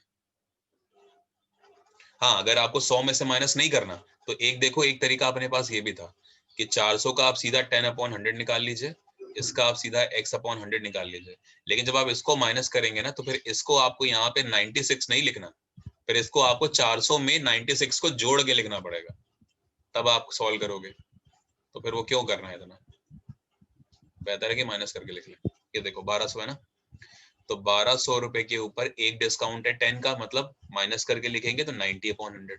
अगला डिस्काउंट x का है तो फिर से माइनस करके लिखना पड़ेगा, तो 100 माइनस x/100, ठीक है। और ये वैल्यू है आपकी 756 रुपए। 2 0 से 2 0 कैंसिल, ये कैंसिल, और 12 से कट जाएगा, हाँ कट गया, 9 से भी कट जाएगा, बहुत बढ़िया, 7। तो 100 माइनस x की वैल्यू आ गई आपकी 70, x का आंसर कितना होगा 30, सीधा आंसर निकालिए 30%। हो गया।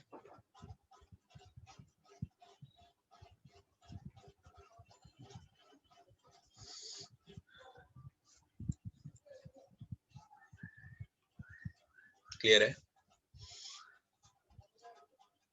Yes sir. अगला कर लीजिए ऐसे ही। श्वेता जी आपको क्लियर है, हो रहे हैं question? Yes sir. Yadav ji yes sir. तो अगला वाला क्या आंसर आया? 200 रुपए मार्क्ड प्राइस है, 20% का डिस्काउंट हुआ तो 80/100 की चीज पड़ी, फिर x% का डिस्काउंट है तो 100 माइनस x अपॉन में 100 इक्वल्स टू सेलिंग प्राइस कितना है 96। 2 0 से कैंसिल, 2 से कैंसिल कर दीजिए 48, एक से ये कैंसिल कर दीजिए, 8 से फिर काट दीजिए 6, 100 माइनस x की वैल्यू हो गई 40 नहीं 60, x का आंसर हो गया 40।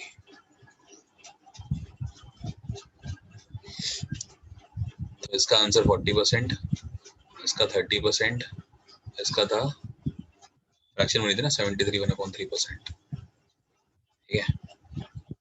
इसका पता नहीं क्या था। मेरी तरफ से प्रॉफिट एंड लॉस खत्म हुआ, प्रॉफिट लॉस और डिस्काउंट तीनों खत्म हुए। हाँ, जिस लेवल के क्वेश्चंस एक्सपेक्टेड हैं वो खत्म हुए हैं। ऑफ कोर्स हर एक तरह का तो नहीं हुआ है ना, क्योंकि फिर ऐसे तो फिर पढ़ते ही रहेंगे हम लोग, तो वो चीज नहीं है। हाँ, इतना जरूर आपको कर दिया कि इतनी चीजें करने के बाद आपकी जो भी टेक्स्ट बुक आप जो भी लगाते हो वो आप करिए, उसके मैक्सिमम क्वेश्चंस आप बना लेंगे।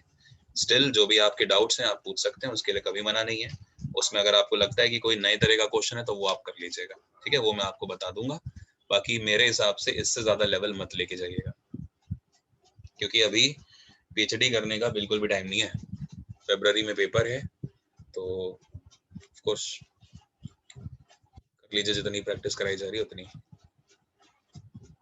हटाएं इसको, कोई डाउट है?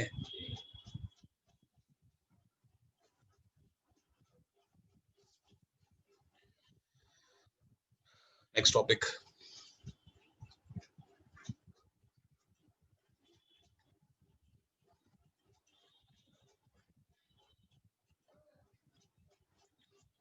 ठीक है, रेशियो एंड प्रोपोर्शन। रेशियो को कहते हैं अनुपात। लेकिन जब अनुपात दो फ्रैक्शंस के बीच में आ जाए, यानी कि अनुपात एक रिलेशन बना रहा हो एक दूसरे अनुपात के साथ, मान के चलिए एक रेशियो है R1 और एक रेशियो है R2, जब एक रेशियो किसी दूसरे रेशियो के साथ रिलेशन बनाए तो उसे कहते हैं समानुपात, यानी कि प्रोपोर्शन, ठीक है। और फिर वो जो प्रपोर्शन होता है वो सभी में बढ़ जाता है। तो यही आपका रेशियो एंड प्रपोर्शन है, ठीक है, खत्म। देखो पहले कुछ बेसिक सी चीजें आपको सिखाता हूँ। मान के चलो A/B की वैल्यू आपको गिवन है 3:4, ठीक है, और आपको B/C की वैल्यू गिवन है मान के चलिए 8:9। तो आपसे कहता है बताओ A/C की वैल्यू क्या होगी, यानी कि A/C की वैल्यू क्या होगी। कर पाएंगे? करिए एक बार। Yes sir. करो।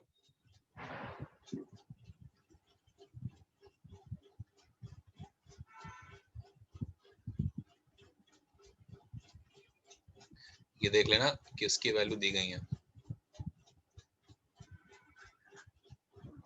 ये इसलिए जरूरी है कि जब मैं आपको पार्टनरशिप कराऊंगा, ठीक है, और क्वेश्चंस हम करेंगे रेशियो एंड प्रोपोर्शन के अच्छे लेवल के। 9:8 है ना? कितना? 9:8। 9:8। 2:3 आ रहा है। 2:3 आएगा। तो आपसे कह रहा है फाइंड, क्या पूछ लेगा, B/C निकाल लो। चलो निकाल तो कुछ भी सकते हैं वैसे, अभी के लिए ये निकालो। देखो तो कैसे करा हमने, अगर हम A/B और B/C को मल्टीप्लाई करा दें तो यहाँ से इनका रेशियो देखो, A/B का रेशियो था 3/4 और B/C का रेशियो क्या है 8/9। तो अगर हम इसको मल्टीप्लाई कराएं दोनों ही इक्वेशंस को, तो हमने यहाँ से क्या देखा कि B से B कैंसिल हो गया, तो क्या फ्रैक्शन बनी, A/C बनी, और वही पूछ रहा है आपसे A/C बताओ। तो यहाँ पे सॉल्व कर लीजिए। देखिए 4 से कैंसिल करेंगे 2 हो गया ना, 3 से कैंसिल करेंगे 3 हो गया ना, तो रेशियो क्या बन गया 2:3। यही आपका आंसर है। हो जाएगा। पूजा जी कहाँ गलती करी? तो बहुत आसान हो क्वेश्चन। गई गलती हो गई। 20 गलतियां हैं बस मैथ्स में।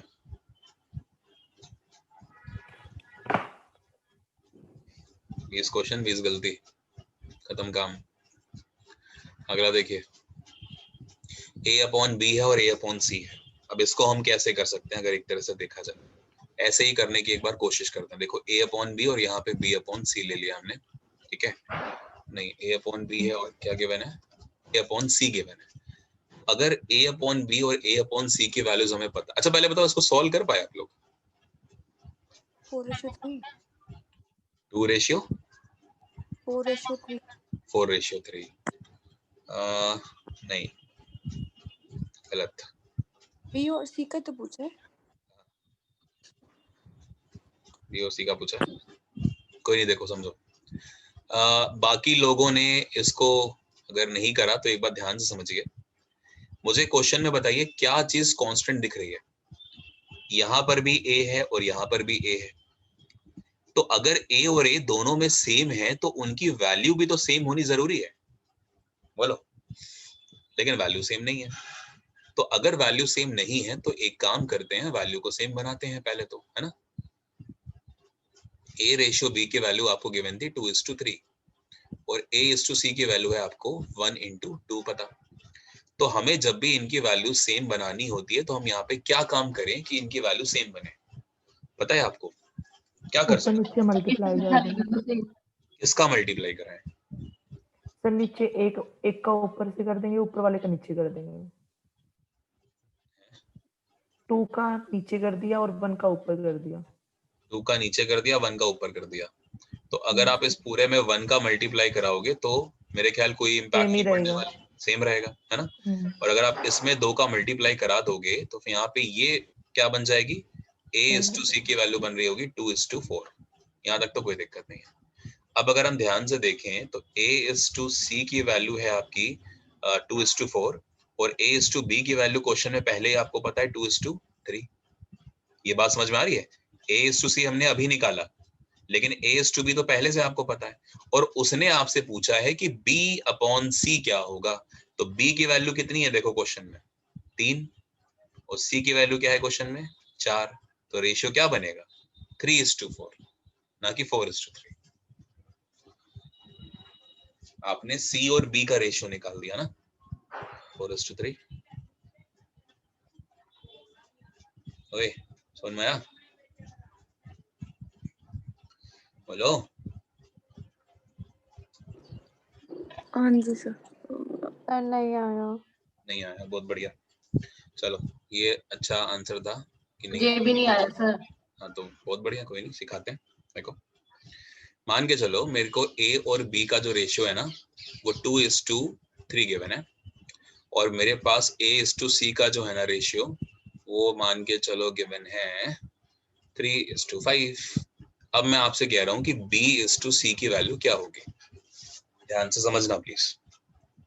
अभी भी मैं A:B यहाँ पे लिखता हूँ ऐसे ही, और A:C यहाँ पर लिखता हूँ। अब आप ध्यान से समझो, मुझे क्वेश्चन में पता है कि यहाँ पर भी A है और यहाँ पर भी A है, तो अगर क्वेश्चन में A और A सेम है तो ऑब्वियस सी बात है उनकी वैल्यूज को भी सेम होना जरूरी है ना, क्योंकि A है तो वहां पर सेम होना चाहिए, लेकिन सेम नहीं है।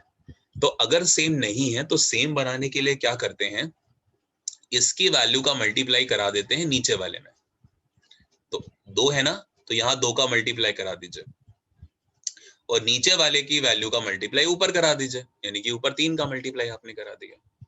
तो जब आपने ये काम करा तो देखिए 3 का 2 में मल्टीप्लाई करके वैल्यू 6 बनी, और 3 का 3 में मल्टीप्लाई करके वैल्यू 9 बनी, और ऐसे ही 2 का मल्टीप्लाई 3 करके वैल्यू 6 बनी, और 2 का मल्टीप्लाई 5 में करके 10 बनी।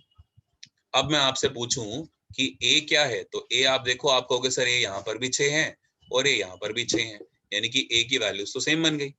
तो मुझे किसका रेशियो चाहिए, बी और सी का चाहिए। तो B:C का रेशियो क्या बन गया, 9/10। खत्म। हो पाएगा? Yes sir. शुक्र है। चलो प्राणियों एक और करो। देखो A:B की वैल्यू आपको पता है 3:5, और B:C की वैल्यू आपको पता है, मान के चलिए 5:4। मुझे बताइए A और C की वैल्यू क्या होगी? बहुत ही रद्दी क्वेश्चन। 3:4 3 रेशियो। और 4। A और B की वैल्यू पता है 3:5, लेकिन B:C की वैल्यू हमको पता है 6:7। मुझे बताइए A:C की वैल्यू क्या होगी? कम ऑन, अब करो, जूझें जरा इस क्वेश्चन के साथ। हम 1 मिनट में आते हैं चाय लेके।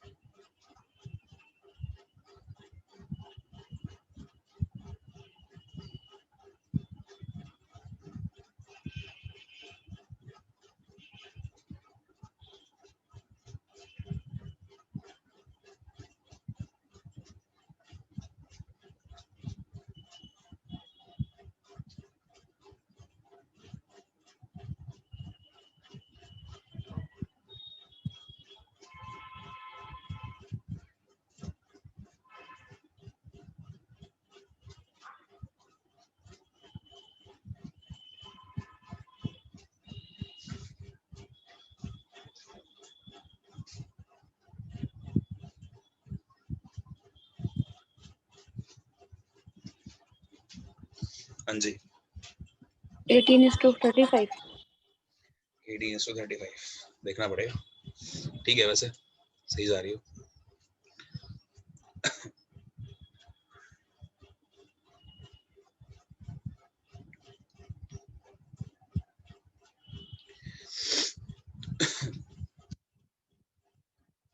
बाकियों का आया? Yes sir. श्वेता आपका आ गया? Yes sir.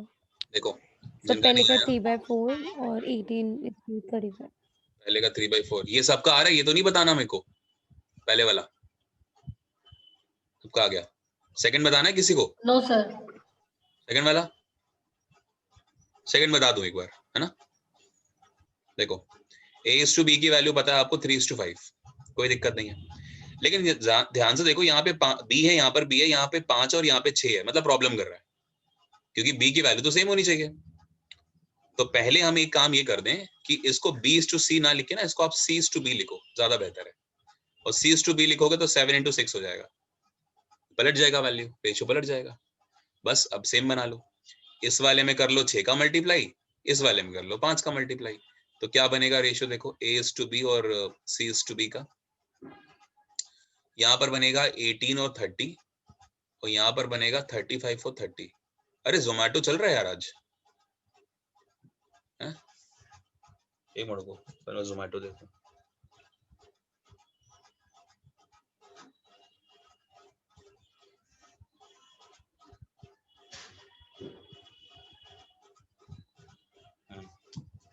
ठीक है, तो 30-30 हो गया ना, बस जब सेम बन गया तो कोई दिक्कत ही नहीं है। आंसर क्या हुआ 18/35।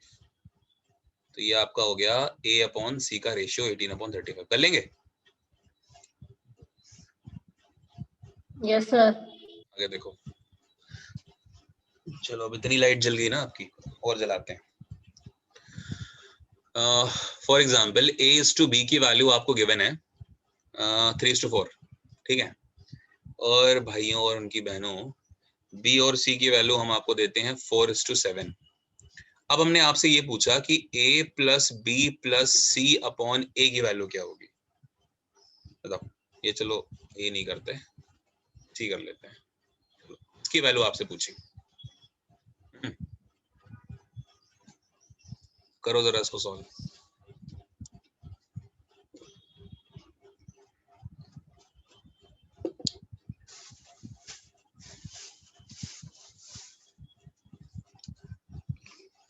दो आ रहा है। थोड़ा प्यार से बोलें, उदासी के साथ 2 आ रहा है। सर 2। हाँ देखो, जोश के साथ बोला, 2 पूछा। आए।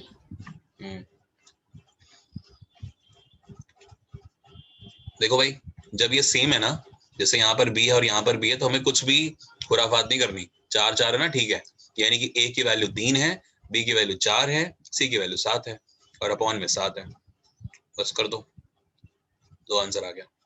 लेकिन यहीं पे इसी क्वेश्चन में अगर मैं चेंज करता और यहाँ पर मैंने कर दिया, देखो छोटा सा चेंज करके 5। अब सॉल्व करो सेम क्वेश्चन।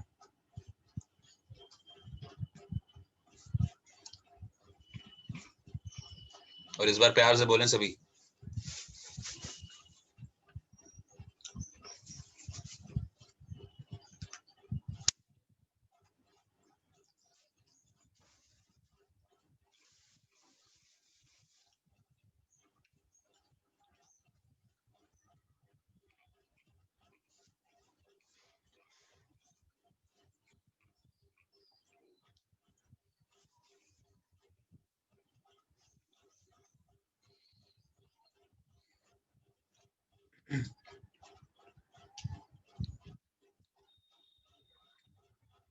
वन 1.9 आ रही तो 1.9 फ्रैक्शन निकालो ना बाबू, डेसिमल मत निकाला करो। So 57/35. देखो A और B की वैल्यू आपको पता है 3:5 और B और C की पता है आपको 4:7। तो हम क्या करते हैं, सेम बना लेते हैं। तो सेम बनाने के लिए इसमें करना पड़ेगा 4 का मल्टीप्लाई, इसमें करना पड़ेगा 5 का, है ना। 12-20 और 20-35 ये बनेगा। ये वैल्यू A की है, ये वैल्यू B की है और ये वैल्यू C की है। सब यही आ रही है ना। Yes sir. 12 + 20 + 35 अपॉन में 35। बस ये सॉल्व कर लो, यही आपका आंसर है, जो भी निकला है। 35 पूरा नहीं कटेगा। हाँ कोई दिक्कत 1 नहीं, होल 32/30। मैंने तो ऐसे ही आपको बना के दिया ना, तो ऑफ कोर्स। हाँ तो यही आंसर है फिर। हाँ, तो वहां पर जो क्वेश्चन आएंगे वो तो ठीक ठाक ही आएंगे, ऐसा होगा कि वो डिवाइड हो रहा होगा। चलो अगला करो। If 60% of A is equal to B equal to 3/4 of B out of B, ठीक है। तो आपको बताना है A/B, A + B, A - B, इन दोनों का रेशियो, ठीक है। ये पहला क्वेश्चन है, ये दूसरा क्वेश्चन है। लिखो हिंदी में, यदि A का 60% यदि A का 60% B के 3/4 के बराबर है, तो इन दोनों चीजों को निकालें।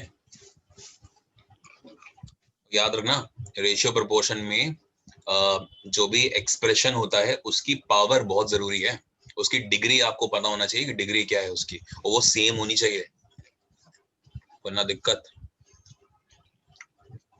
बताता हूँ कि मैंने क्या बोल दिया। A by B is 5/4. ठीक है,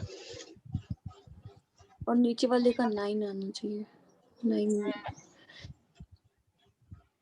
9/1/9 आ रहे हैं। 9 बना रहा है। हाँ जी सर।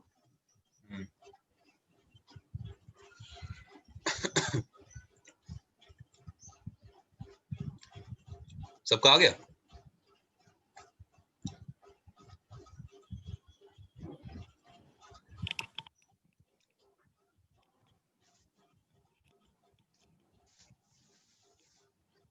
एक काम करो,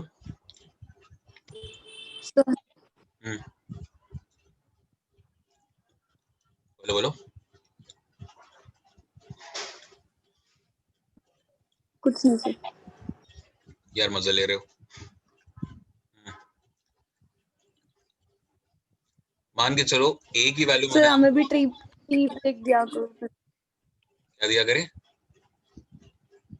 टी ब्रेक? टी ब्रेक जब 4 घंटे की 3 घंटे की क्लास होती है तो बिल्कुल आप पिए, ऐसी क्या बात है, पिए, बल्कि जोमेटो से हमारे लिए भी कुछ ऑर्डर कर दिया करें।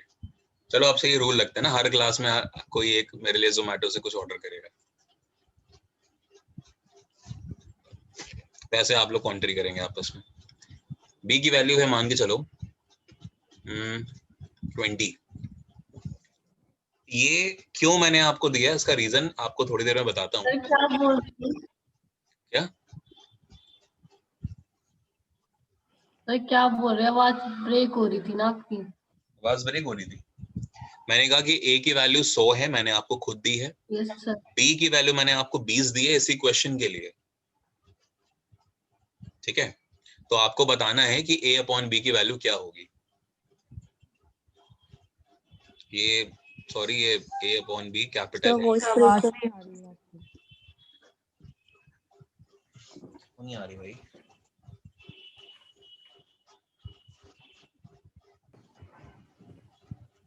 मुझे लग रहा है 2 घंटे की क्लास हो गई ना, तो वो प्रॉब्लम करेगा इंटरनेट। सब जाग गए होंगे, आत्माएं सारी, सबको फोन चलाना है।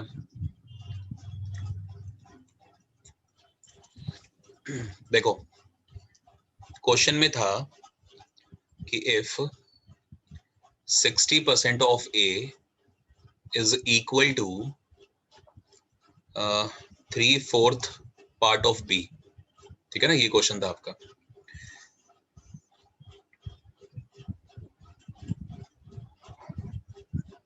आपसे कह रहा है फाइंड A अपॉन B, तो क्या करना चाहिए? देखो 60% ऑफ A का मतलब होता है 60 upon 100 of A equals to 3/4 of B का मतलब होता है ये।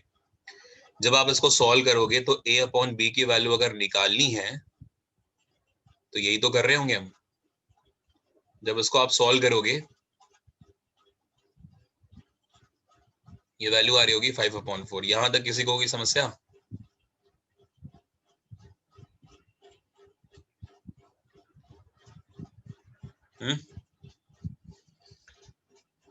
ठीक है,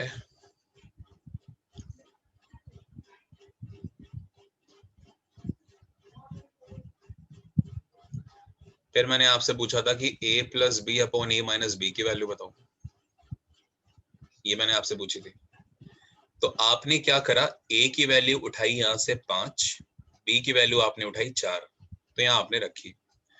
तो 5 + 4 अपॉन में 5 - 1 आपका आंसर आ गया 9 यूनिट। 9/4 सॉरी 9 -4 है, 9/1 फिर से लिख देता हूँ, एक मिनट।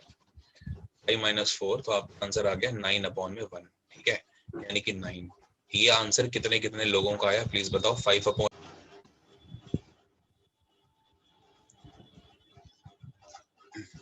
वो बात समझ में आ गई थी 9 वाली? और 5/4 वाली सबको?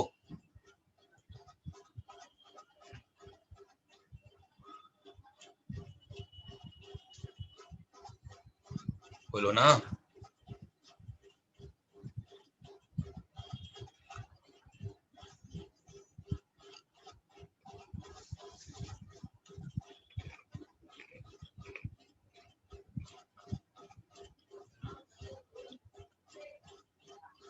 मैं आपसे बस ये कह रहा था कि अगर मैं a की वैल्यू 100 ले लूं और b की वैल्यू अगर मैं 20 ले लूं, अगर a की वैल्यू मैंने 100 ले ली, b की वैल्यू मैंने 20 ले ली, तो अगर मैं सेम क्वेश्चन लगाऊं, a का 60% कितना होगा बताओ? सर आवाज बहुत ब्रेक हो रही है। कल पढ़ेंगे।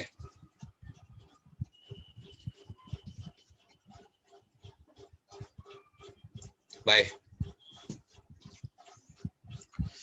मौज करो इतनी, ठीक है, जितना आज पढ़ लिया, और बाकी कल पढ़ेंगे। कल मतलब परसों, ठीक है, परसों वाली क्लास में होगा, तब इसके ऊपर बात करेंगे। बिकॉज यहाँ से आपको कोई चीज सिखानी है मुझे, बिकॉज आप लोग एक भ्रम में जी रहे हैं और उस भ्रम को तोड़ना जरूरी है, ठीक है। अब वो अभी हो नहीं पा रहा, जैसे कल वाली क्लास में हुआ था कि वो कंसेप्ट आपको देना था ना, इंक्रीमेंट और डिक्रीमेंट वाला, वो नहीं आ रहा था, तो आज आपने सीखा वो। अब ये वाला कंसेप्ट अब आप कल सीखना, मतलब नेक्स्ट वाली क्लास में, परसों होगी आपकी नेक्स्ट वाली क्लास। चलिए, थैंक यू। वैसे टाइम मिला तो मैं कल रात को भी ले सकता हूँ, ध्यान रखना। Be ready. Bye. No sir. No sir, तो आप रिकॉर्डिंग वाली देखना। Okay sir.